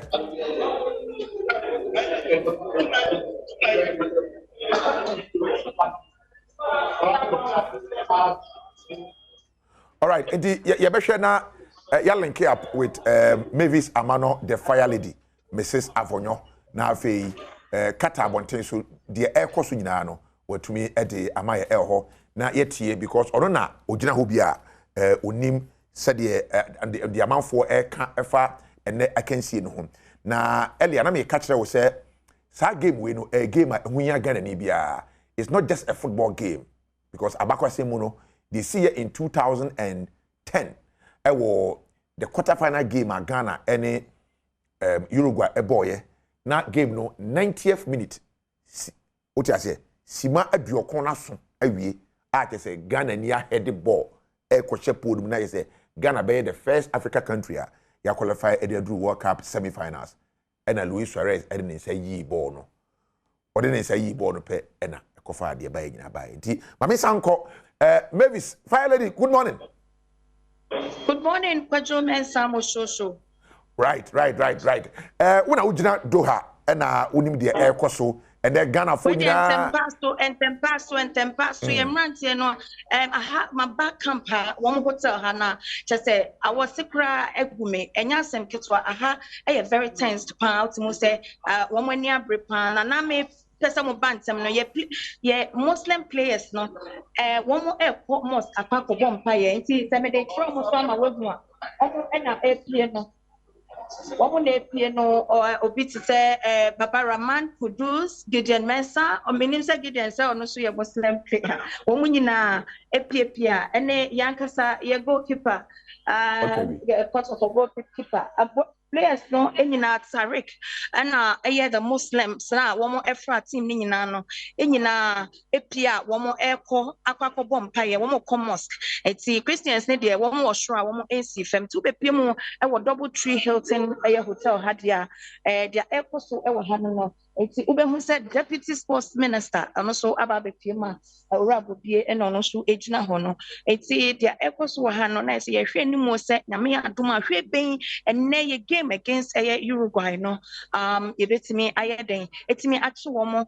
etimi revenge whatever ye pese ye revenge and say yetimi ehye womo che womo say indeed yen yebetimi ene womo ako ene de tenet bia no obi ani abre player bia obi utimi ni panyi bia enkasa utimi ni panyi bia enkasa but semi twa hamfoni e de atre Ghana for no enye easy security so ye very tight wo hapa enye asem keto akra enti say ena ekono e Double Tree Hilton Hotel Sicho I'm saying Sicho ejuma Max TV na menene na abo ejuma wo happy to say ba ye nyina Sicho Adom TV so live na ye wo I'm say anope ya betna ha sena security I very tight no enye easy kwa mukra mo ye right holders ni ade kra no enye easy to even talk to anybody but how do you see it say and no say na enkono because we share the atmosphere in this camp right now say na yeah I think say obviously security I am very tightened because today especially FIFA take over the team because and FIFA being here players in the team no to go and sell their product which is the game on against Uruguay so security are heightened almost the security for them to make sure that there's no distraction as any company then they will take over and then send them to the stadium see them to play the game so that is why security is tight however no I think say the aura the mood and the confidence in camp no and on the face of the players and tells the story say the boys are not necessarily listening to a lot of the noise from the outside because on the outside, fans will be anxious, they be not too sure. But the boys look like they are focused and ready for the competition against Uruguay today. Wow. It's and you been na we said we close to the players and all that. Again, I would say aside say the World Cup again, I would say from the guys, are they really ready for this game? I know said they are ready, but then from Omokatano, again, I wouldn't from him. Yeah, I think it's how they express themselves and carry themselves about, you know, it's one of confidence. Because I've never seen or heard any player in this side that are only too sure of what is to come. And that is largely because of Omo surrounding team, no. Osho beats Sami Kufu, Anthony Baffo, even the coach Ottawa, the Omo World Cup in Ibida. And so, I mean, Richard Kingston, the goalkeeper trainer, they've all been there before. So they've been able to calm the boys' nerves. And again, yeah, maybe on the boys, you know, they talk to them, they make sure say everything about my nerve, you know, they take that pressure off them. So when you look at the boys and how they feel around the camper, it is good. I like the way they've treated the boys. I like the way my boys, you know, I feel a bit more free and not necessarily tense. Obviously, they'll think about the game. That is a fact. There's no denying that they'll think about the game. But other things around the camp are a lot more relaxed. So speaking to them and listening to what they say, you know, they just see the game as another final. For all the games of Mobon, they see it as it's the final. The Portugal game was the final. The Korean game was the final. This another final. The boys are poised on wanting to go and win. Louis Suarez and our press conference, we heard what he said. Or can't say much. I said, any apology because no for the nation. And then Bibia was lying in the hands of the referee and the center man of the day. And I almost also MIM penalty. We couldn't score it. It's one of the men Obi and Fabio Biamano. But they told me status will be I know dinner. But they be so effort say your kind no correct because Anyano say oh you mistake krana your my I was saying yes we couldn't utilize it. Then I will make it out of Luis Suarez's comments I know. No, he was right. He was absolutely right. I mean, the rules of the game was applied to its fullest. Handball in the box is a penalty. If it's going on goal, that's a player handball, now it's a red card. And then the penalties are awarded to the team. And so all of that was given. Yama Suarez red card, penalty Magana. Suarez may say the semi-final or Omo boy, you know. So I think if I'm Suarez, I owe nobody an apology. And what he did was to do it for his country. Send the Ghana for the one in penalty. Okoni Pro Uruguay. They absolutely adore him because of what he did. And if we flip it, like a Ghanaian player, Sabia, Asamoah and a player Sabian, and a Uruguay and Luis Suarez as a penalty, we will be singing praises for Asamoah. So I think yes, Suarez kind of correct. But Ghanaians should be careful because Uruguay phone him the Omoye. There's a reason why they brought Suarez for that press conference for the game against Ghana. To get into the heads of our players psychologically, because if the boys are thinking about revenge and they hear Suarez say the things he says, it's mission before a bit of my agitated going into the game. And when you're not necessarily focusing on the action in itself, not with you before of what happened 12 years ago, agitation, it could be devastating, it could be a big blow to the players in their mentality and in their psyche. So it's a psychological game no more in which they have to push aside and then focus on the game on hand. Sicho, Max TV, me brava for me buy me no abo ejuma e Hilton Doubletree Hilton Hotel Hapa. And that's for speaking with Adom TV. Thank you. It's Adom TV. So and we so we share no na ubepiem wa ha Doubletree Hilton Hotel where the Black Stars da baby a womo campaign ene na me ne honorable Deputy Minister. Okay. Deputy say enedie eni braba womo ko bom paye it was Sremia memfa no na yembo game ni wie asana wakasa. Eti ubehwa wo bida echicha ho a deputy na one ne bodyguard ejina ho a say enya asem ora bobie na oja ubehu say ora osekre so baba enedie obia enya na dwe so obeka ora Michael Osekre wono and chief of staff of the Ghana Football Association na one also epiemu ewa ha which is enibre abapa ewa ha manya se ko one of officials maybe 18 komo series for ne people but all baba to Ghana for on Adom TV ya so say next ebefa enti ora Michael Osekre and I want we hu say ono so we bia wa kire say ebefa pa enti no say ubepiemu wo Doubletree Hilton Hotel hadia na maybe Savonyo Faledia Jobole this dog papa bi no paving me way through kakra metiminya kakra e dey abrem am say metutu so no mako back to the supporters na campo na makosho wo so so se ne o age because me ba no na mpaibo a wo mo bo wo ne se ne o mo ahiemu na o mo ye dede na mpese me di kan be fa hansa na metimi e de wo mo so de abedan mo nti me say tutu so na mako back to hello fire Martin complex. Yes, Kwajo Mensa Musho. But I'm say yeah that's where the can twamfoni no amaye pa but one kasa so say wo hwe preparation wise, the way a team no assess you know from time I bought Korea game no every ABC and now. One guy says, what do you gather in terms of the fact that Nipa be free say players in their shop might say revenge the you got 4 years now 12 years ago. The atmosphere now is it a matter of revenge? And I say let's go in and get our 3 points. And I say let's go in and get our qualification. Kwanjo me da say for ASR question here. The tell say so ubano players na side and I said the official side it's like they sound like a revenge and say they are taking each match after match. Now, like I said yesterday on Asempa Ultimate Sports Show, no, the president of the Ghana Football Association, Ora Ketia Sokraku, said, "Well, no, dear, he doesn't see it as a revenge. He sees it as say, oh, Banwa Babe winning game, no work on a baby. Dear Ora John Dramani Mahama, His Excellency, Papa B, Wakana, no, I said, what one postra now, or can't say, Media, Mokwe, someone to me and shit him, Bia, Namu, your friend is saying, Uruguay at the mamia and no quack crano ye ni beji wagana sunset the uncofondi ye no a dear affecti and pano almost say according to the players, according to the officials of the Ghana Football Association, no, it is never a revenge for them.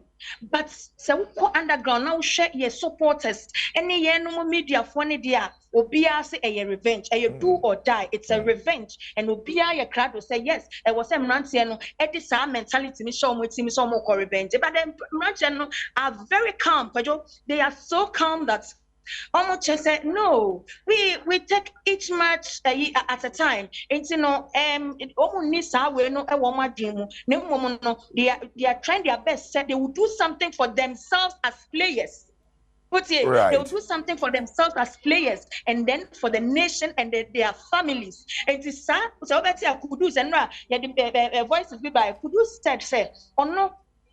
And this Debbie is something he's trying so hard, say, or building something for he himself as a player, his family, and then Ghana as a whole. So I would see some way players, then you could see, say, and yet, sir, they are not going with that mentality, say, one more for any revenge, but then they are playing, they are doing something for themselves, that actually be no one should be making a mark for their mom, anyone will push for. And that is what may feel say, makes me a can and I say, one more can, made my son at to fema, me hono. But the media, I'm a general head, you'll be Samia. It's a revenge. Revenge, what say a revenge, Yankasa, near treasures, because like my brother Sicho Eka, you know, a idea. Psychologically, in a non-person with the real, it's no more Suarez yet. By no mechanism, they affect the players. No, but I mean, almost so don't go be praying. It's Ghana for all we need. They say we pray for them. They are still doing it. Send my bar, Besia Kayama, Ubia, my men who say yes, indeed, Ghana, your talent. No, say any say officiating, can't say Shebang, say referee. Hey, na so yire or ye bibia fair. Ghana kunimbi ebe ye dia ama ya qualify ama ya go to the next stage of the competition. Mind you, competition we mo ye hu wa wo de hwe se Germany afimu a okọ hwe Belgium eko so enye easy sir and Ghana for ye be stress Obia ebenya sound abutre no na wa ye bompa ye dia time ranting echi. It's a football there amount edin kabom e de bro man ne pa kodo.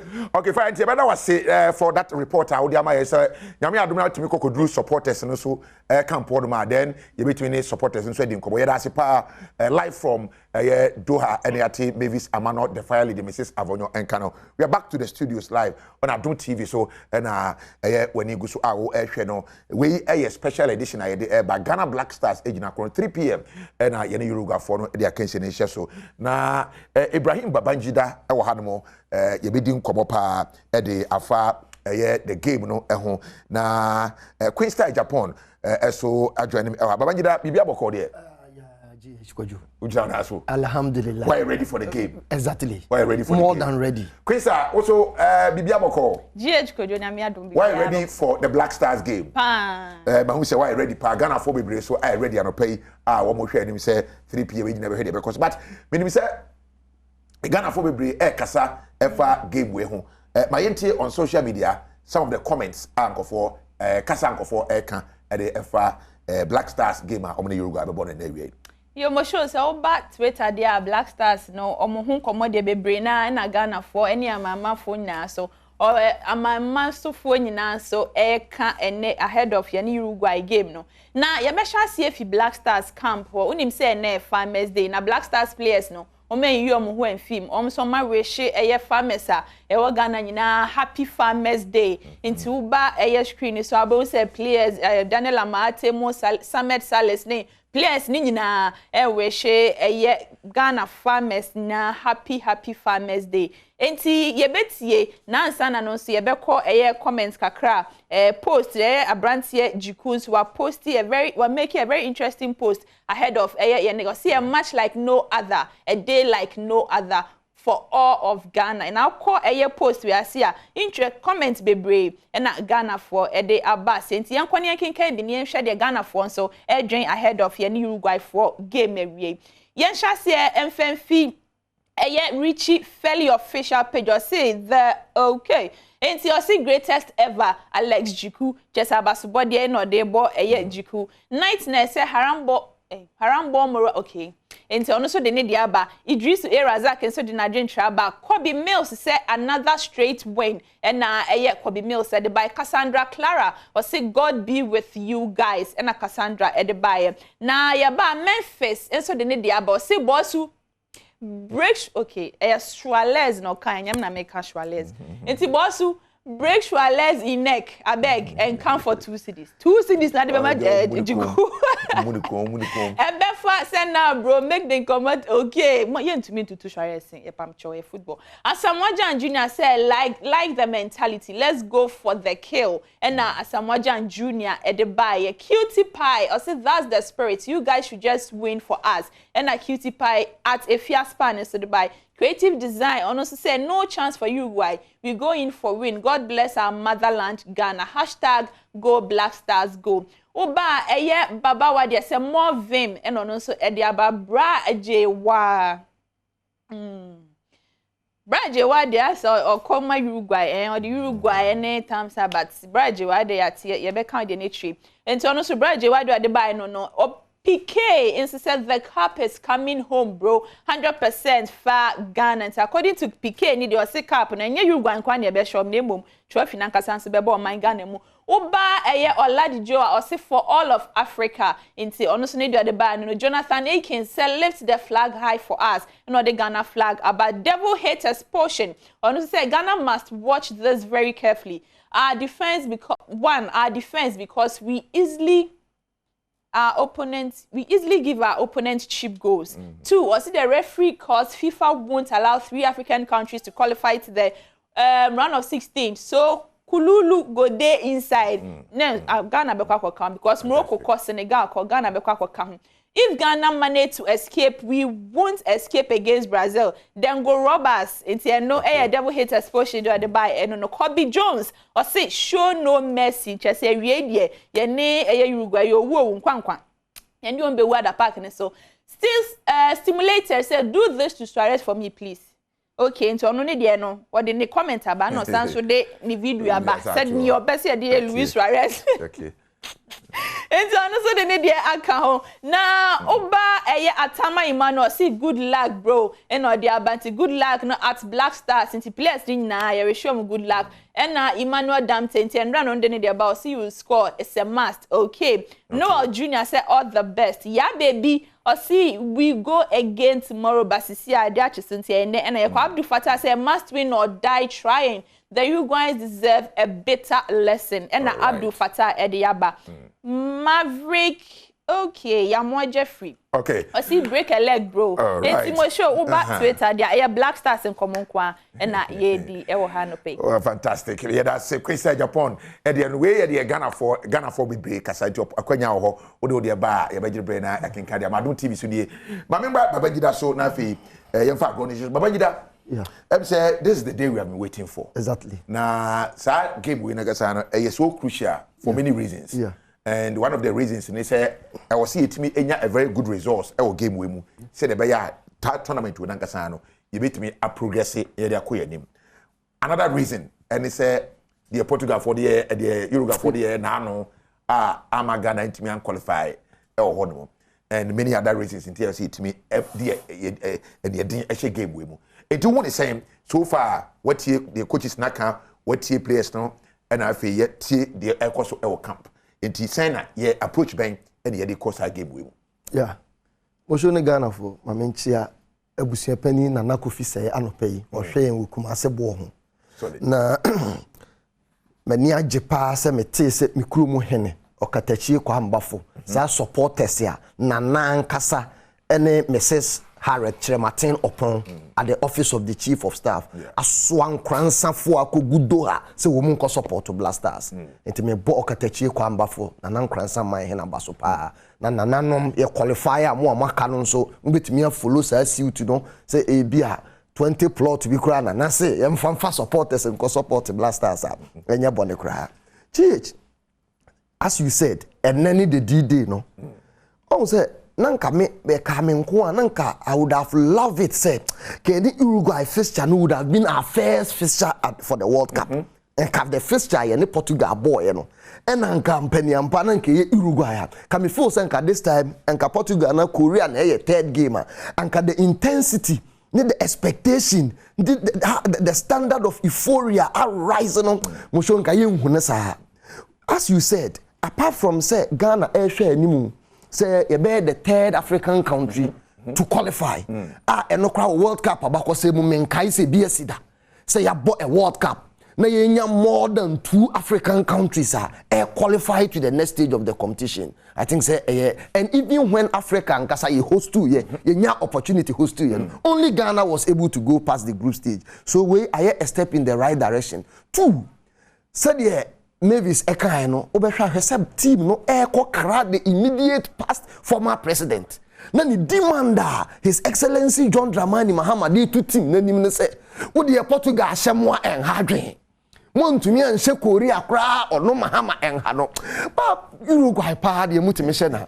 So it comes from the angle that Uruguay is a very small country with a population of 3.4 million. So ni pa wa kra do so chen Uruguay funya. So we research on me. That's no it may be an obstacle to block the destiny of Ghana as any patriotic Ghanaian ebe how and you will feel say any opportunity to pay them back. But I beg to differ because me my dream say you say in team say you mini Uruguay. Just say ya time no you be see and never see that mentality no near the game no more there for me. I disagree. No, but does it not come as a matter of course? Say the omudi you know. Another time be sure will be no. Sad atmosphere be even when you don't mean it cry. Sad man for the be. Yeah, but I'm sure I was say cast your drain down to the memory lane. Say such incidents be bresi. Look at Mexico 86. That hand of goal, Argentina, courtesy the late Diego Maradona, Edinya, that face-saving goal eventually, when they the 86 World Cup. So does it mean that anytime England, the best Argentina, no, they think that said they have to pay them back or something? I think said they should focus on their game. And after that 86, eventually the two sides, France 98. And England didn't go into the game as going to pay back, but eventually they won against Argentina. So my dream, Uruguay, as it sits today, they are on the bottom of the table. Yeah. And as the only world champion in the group, now on that bottom, now should Ghana avoid a goal in the 90 minutes? It's Uruguay in a group or for me, that is a big revenge than going into the game with such a mentality. Okay. So go into the game. Now make it sure say in the 2 halves of the 45 minutes, we will avoid conceding at least 1 goal. You concede goal, you qualify. And also on share go behind. And as he sits today, they sit on -2 with 1 point. So assuming Korea empo ekase or share Portugal, per that goal difference, Korea too has to score Portugal by 4-0. No, it's also 2-0 or 3-0. Yes, more, so more than 2. That is where Ghana and Uruguay end 0-0. But should Ghana score 1 goal, it means Korea have to score Portugal 4-0. And so I'm saying. Yeah. So my dream is say, why don't we map a strategy as a country? Say, way or a busuo for Jahano no mfa ni musuo nko. Ye ma ne mfa go ento yatenem because na me follow coach Isaac Opele and even history and statistics surrounding Uruguay's third and final group match against African opposition favor Ghana. In 2002, on Senegal echoed the same group. It ended 3-3 on to me and the African team. And eventually, in Ghana's case in 2010, you force a yacht to in 120 minutes of open play led by Diago Forlan, they couldn't score Ghana. It ended in a positive 1-1 draw. Yeah. So I think it's a 2-2. No, it was 1-1. Yes. The first goal, yes. Muntari scored the first goal. Okay. And Forlan. But so the key question is. Yeah. And you know, say my uncle game with that revenge mentality now. Send yes, you approach you know. Now you overcame no. Vis-a-vis the 2 games that you bought. Yeah. It drew baby na pressure eba Ghana team no so do. Yene South Korea you the last 10 minutes of the game. Yeah. And also one other issue also when you can want some kwan first why you concede goals. It might share as in free so my come with that revenge mentality Send yes, you approach a game. No? Yeah. Bonjour. Omo airline no move to the assertion that na pressure with Ghana so no. I think I should conscientize them this morning and say football is associated with pressure. And the players and the coaches attest to that. And here as supporters and then they say here's something new, my football. You can't do away with pressure. And me know share Manchester, you hear Man City, you hear Real Madrid, even let me limit you to the club. You hear countries be like Spain, look at Enra, how we see a tactical after conceding the second goal, no, or making sure say on conceded BM for the rest of the minutes in order to seal the qualification. Okay, so, now, Baba, hold on. I mean, call Fifi Manfred or Kumasi in Shire FM. Now, can be ever the fact say, football is a pressure game. Yeah. Yes, you name say football is a pressure game. Yeah. But when you sit back and your opponent they are attacking you and attacking you and attacking you, that's where my concern no. But remember by addresses are there no. Fifi, you can't Uruguay ne Ghana game you know, and yeah, I think said the revenge mentality issue there. I can't want to say be. But everybody na about working for Ghana. What must we do? Say in order to get the results here, i.e., either say a draw or a win for Ghana. Even though you say results they be free Portugal and Korea game with me and affected there, but taking our own destiny in our own hands, outside game we know. Send us here, and the bit me working for Ghana. Hello, Mosho. Yeah, Fifi. So, all right, Fifi, you too. I think the Ghana match any you go about a big game. So we share you see in about 12 years ago or South Africa. And of course, in Barcelona, you guys for the biggest setback in terms of weakness. Age dynamics no more team no. Into Godin, Casares, former goalkeeper Muslera. How many goalkeepers as players as at this time with age, you know, up there. It's then again you see exploit Sunday man, you exploit age at the back, age difference near you see a pace and power of your young team, no, near to count near a lot of goals, Musho. Okay, so and only at the end, but our team, you know, a team now 2 games then we say you're too attacking minded. It will be a sit back too much. The few occasions are you decide to be attack, you know. What do we say? When we decide to attack, our team looks very dangerous. But as a time, yes, sir, and we sit back and pressure always mounting on us. And then if we say attacking, you have already said age were side. Our team, you know. This is bigger disadvantage or more age what's wrong. And Kwame the bit now I used to attack and moving forward, you know, to our advantage. I think say attack all out at every point in time. Any realistic because in a game of football at every point in time you have to defend. Sometimes they say attacking. Yeah, one of your problems they say we have good individual players. But a team. I mean, this is about 3rd straight game I ever brought together with the same group of players. So now me shows a coach how he wants to defend without the ball, how he wants to attack without the ball, positions, any zones or person in players anytime he is with or without the ball, in defending. Anytime you get a ball against Uruguay, I think that we should be very careful because Uruguay for 4-2-2-2 normal ball and the new manager Diogo Alonso, no, and you hinge on long balls to Darwin Nunez from Liverpool, and then of course maybe the hold up play of Cavani or Suarez if it's starting to link up with him. Normal ball, either an inverted winger or a false winger in Pelistri and as a Valverde. So we should be very careful in terms of going forward, baby, going in search of the goal. No, I think it's a game that generally, as you managing a year, know when to go forward and attack, like sending a year against Portugal and even South Korea, and know when to sit back and defend your zones. Because you be baby, and we go down by 2-0. Like I said, Juma against South Korea has gone to nothing. A game I say hugely tactical, and you're managing per moment of the game. I say very focused and switched on, because someone you're very focused and switched on while managing here. By the time you realize that game up and hokwa, you're down by a lot of goals. I want to be in shape. Right. And you share some of the weaknesses are away your team going into this game. We concede. As you lose concentration, you concede quick goals, and in both games, you know how we consider those goals against Portugal and also against South Korea, and the difference, how porous it is sometimes. And I don't know, the other day bit me worky, Kwame bit me first why you silly those loopholes, especially when Suarez and Cavani and Darwin Nunes they can take you on at any point in time. Great, Mosho. Uruguay team, the only team in the World Cup as are now on Shego. And yes, you concede the most number of goals within the shortest possible time. In the game against Portugal, in a space of about 5 minutes, Nia concede 2 or 3 goals straight away. Against South Korea, in the space of about 3 minutes, Nia concede 2 goals, which is, for me, and yet down to your defensive, any good. I think it's hugely down to the focus and the psyche of the players. Yes, switched off at certain points in the game.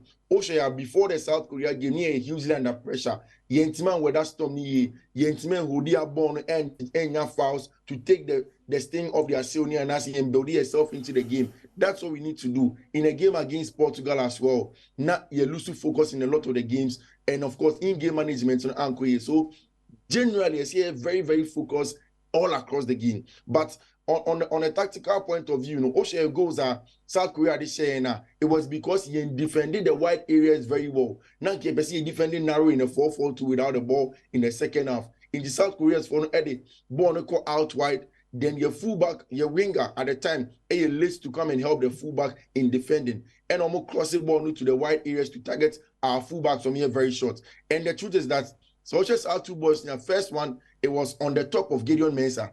Play a 360 view of Nekoswanechi. So there has to be a lot of communication. There has to be a lot of help. In the box, there were 6 players in the box to deal with Boneb and just 2 South Korean players. But Yentimian deal with that. It means that we need to have very good communication in the box.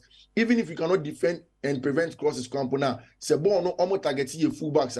Opposing wingers, DMs, and some more fullbacks in dealing with those balls, because we are very, very confident.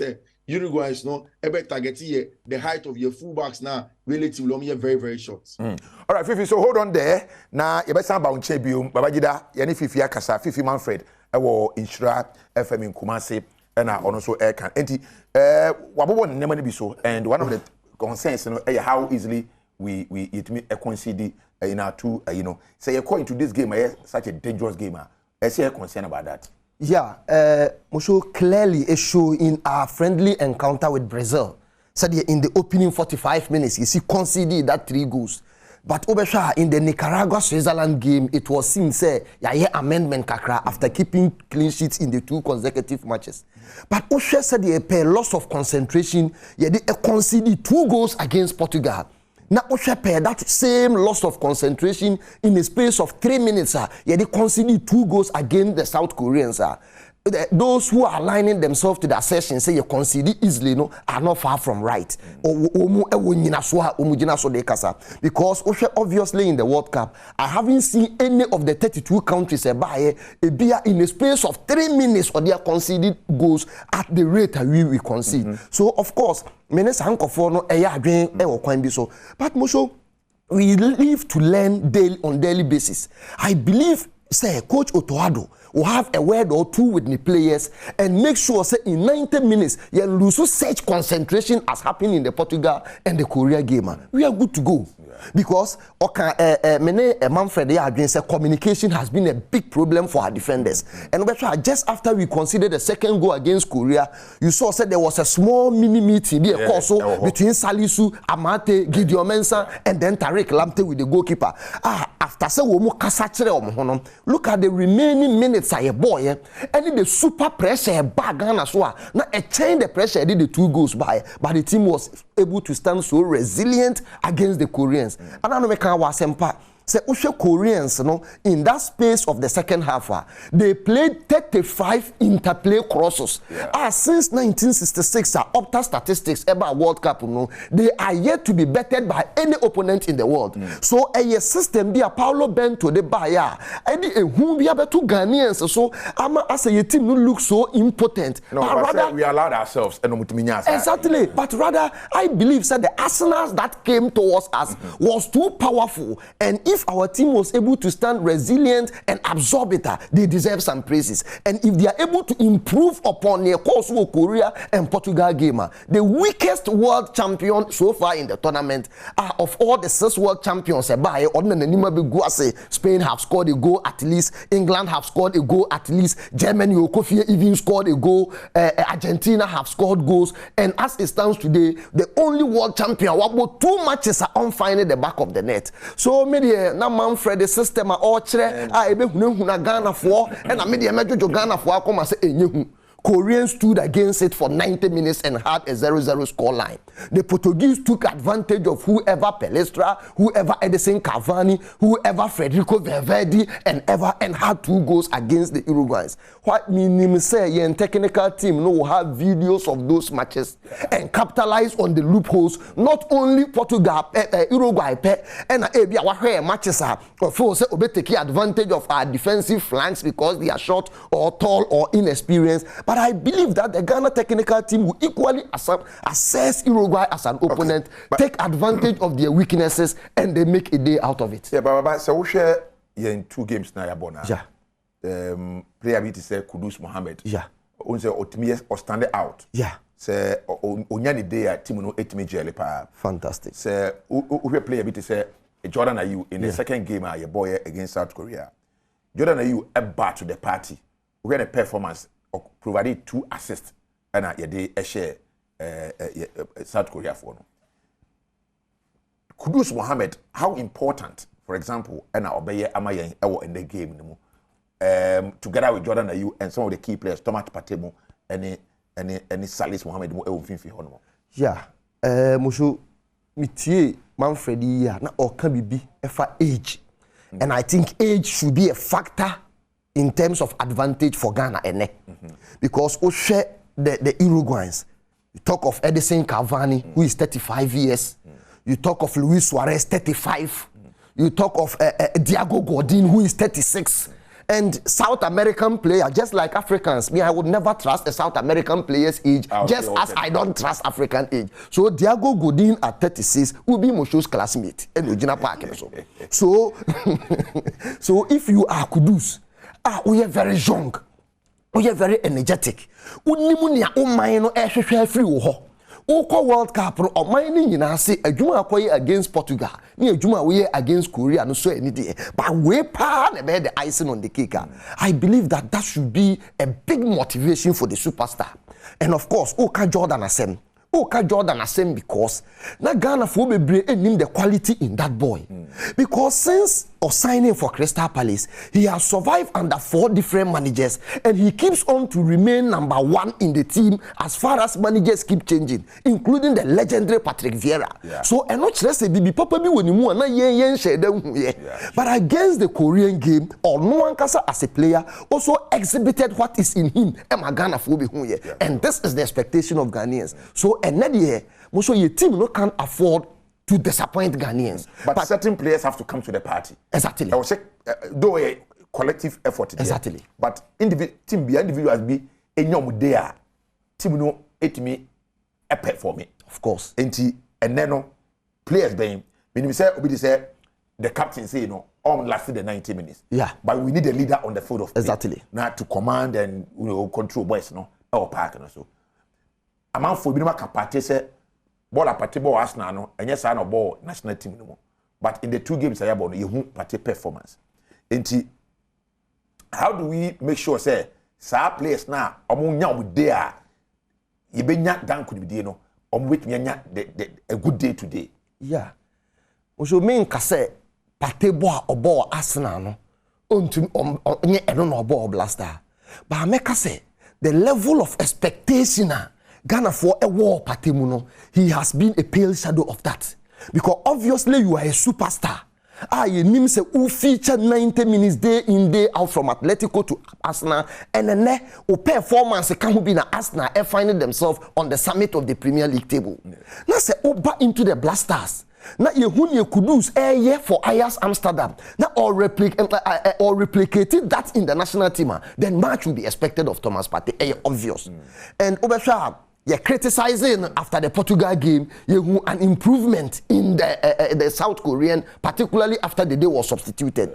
So say if you are a superstar, if you are the best, at this stage you must show that you are indeed the best. Because say Oshe Pata, the performance and the performance of an average Baba Idrisua, had not been injured and Obo as they say. Are you sure? Oh, so far in the tournament because the pedigree of Pata or Deba has not been the performance we have seen. It is Salis, for example, the lens boy, sitting right in front of the defense. Yes, I think it has been the best in many years. It has been the best. The era of Emakelesi and Mufri. Exactly. It has. I'm not saying it has been bad, but I may just say, look at the spotlight and our players are a word in the Pate's pedigree about World Cup. Okay, we have seen most of them. All right. So what you say, but Pate's own has been a different story. But said he called Nigeria. Otimi carry the team. No, set up now. Arsenal. And the same setup. That is why I say, me kase ball no ball Arsenal no me ball ha. But to as a matter of concern, he must also up his game. Thank you so much. But you share the Inaki Williams. Quick one on Inaki. Yeah. Amanfo Bebre was started receive a lot of criticism from Ghanaians. Exactly. I say untimi share. But you name the quality on the Atletico Bilbao. And they give me minimum. So you best starting now. You think say still a coach in starting? Yeah, Musho say Oshe Inaki Williams. The club performance at Atletico Bilbao. Now obviously and you'll be a say chasing for the nationality switch. But about World Cup, no, I said that Spanish football, no, physically different from African pattern. You strike Ghanaians who strikers, the late junior go, everybody support midfield. I just supply the ako. You have some Samoans, you setting Matthew Amos, but I said Diana or as a waiting striker. All train say all the time he has to be fed. In our team, Partey needs to score. In our team, Kudus is a scorer. In our team, the captain, the Dayu, is a scorer. So, where the pool of midfielders are a good nature or expected supply, they are equally players who are also chasing for goals. But in the game of football, someone supply. Exactly, I agree. The whole time, to supply, yes. Want to supply. But then he must also switch his style of play to suit in your air cosono. So, obetime then one be game and one can fight for the supply. You have seen that before. You the probable lineup for today. Yes. What do you think? Say how send up as a coach in starting the probable lineup. When you say goalkeeper, no, the Ebeye Atizigi and exactly. Central defense. Ufi so best switch you to the back 5 back no. To say the any Portugal no, and also be maintaining Korea no. Which is the back Mosho against this Uruguay side doesn't deserve 5 back, to be sincere, because it is holistically going to be a midfield tango. Yeah. And also in their midfielder, that is where they have certain young players. But I said Diago Godimo and Nimo Cavani. So obviously the midfield now, which will be comprising of Federico Valverde and Bentancur Amo, that is where Tango Nubisi Ankasa. So if you go and limit the squad number, about 5 of them at the defense, then obviously you will be outplayed in the midfield. So I believe it should be the Amate Salisu partnership, along with Gideon Mensah and then Tariq Lamptey. Now, if we are bumping and said a boy, fantastic against South Korea. No? Exactly. Okay. Me da sipa no pay Adom TV when you go so ahwe no. Black Stars game no come and you go so e me say e be ko so akom say no me ensa bebo na game no ye de ahye so. Na ye coverage ye de ebro no nyuma ko bebre e na tie achi yenya akwanya no e de eba Azar Paint or say Azar since 1921 and have a Valvoline engine oil, Syntax tank, Boyachidom Givers Herbal Center, and have a Showmax, sign up, showmax.com and have South African tourism Lawson Herbal and Petrosol Nikujo and Associates and have Exeter omunyinano boy chidom den na fe yetumi ede your coverage ede abro na answer na ye be wrap up na so akono happy birthday to Hilda Asari or Swami Marco and our we free osmosis ho and the way about to enjoy your birthday today baba yen wrap up na yen hwe say and then ye be wie no are you sure say ye be wie no ye team need focus and points for qualification are you betting on qualification?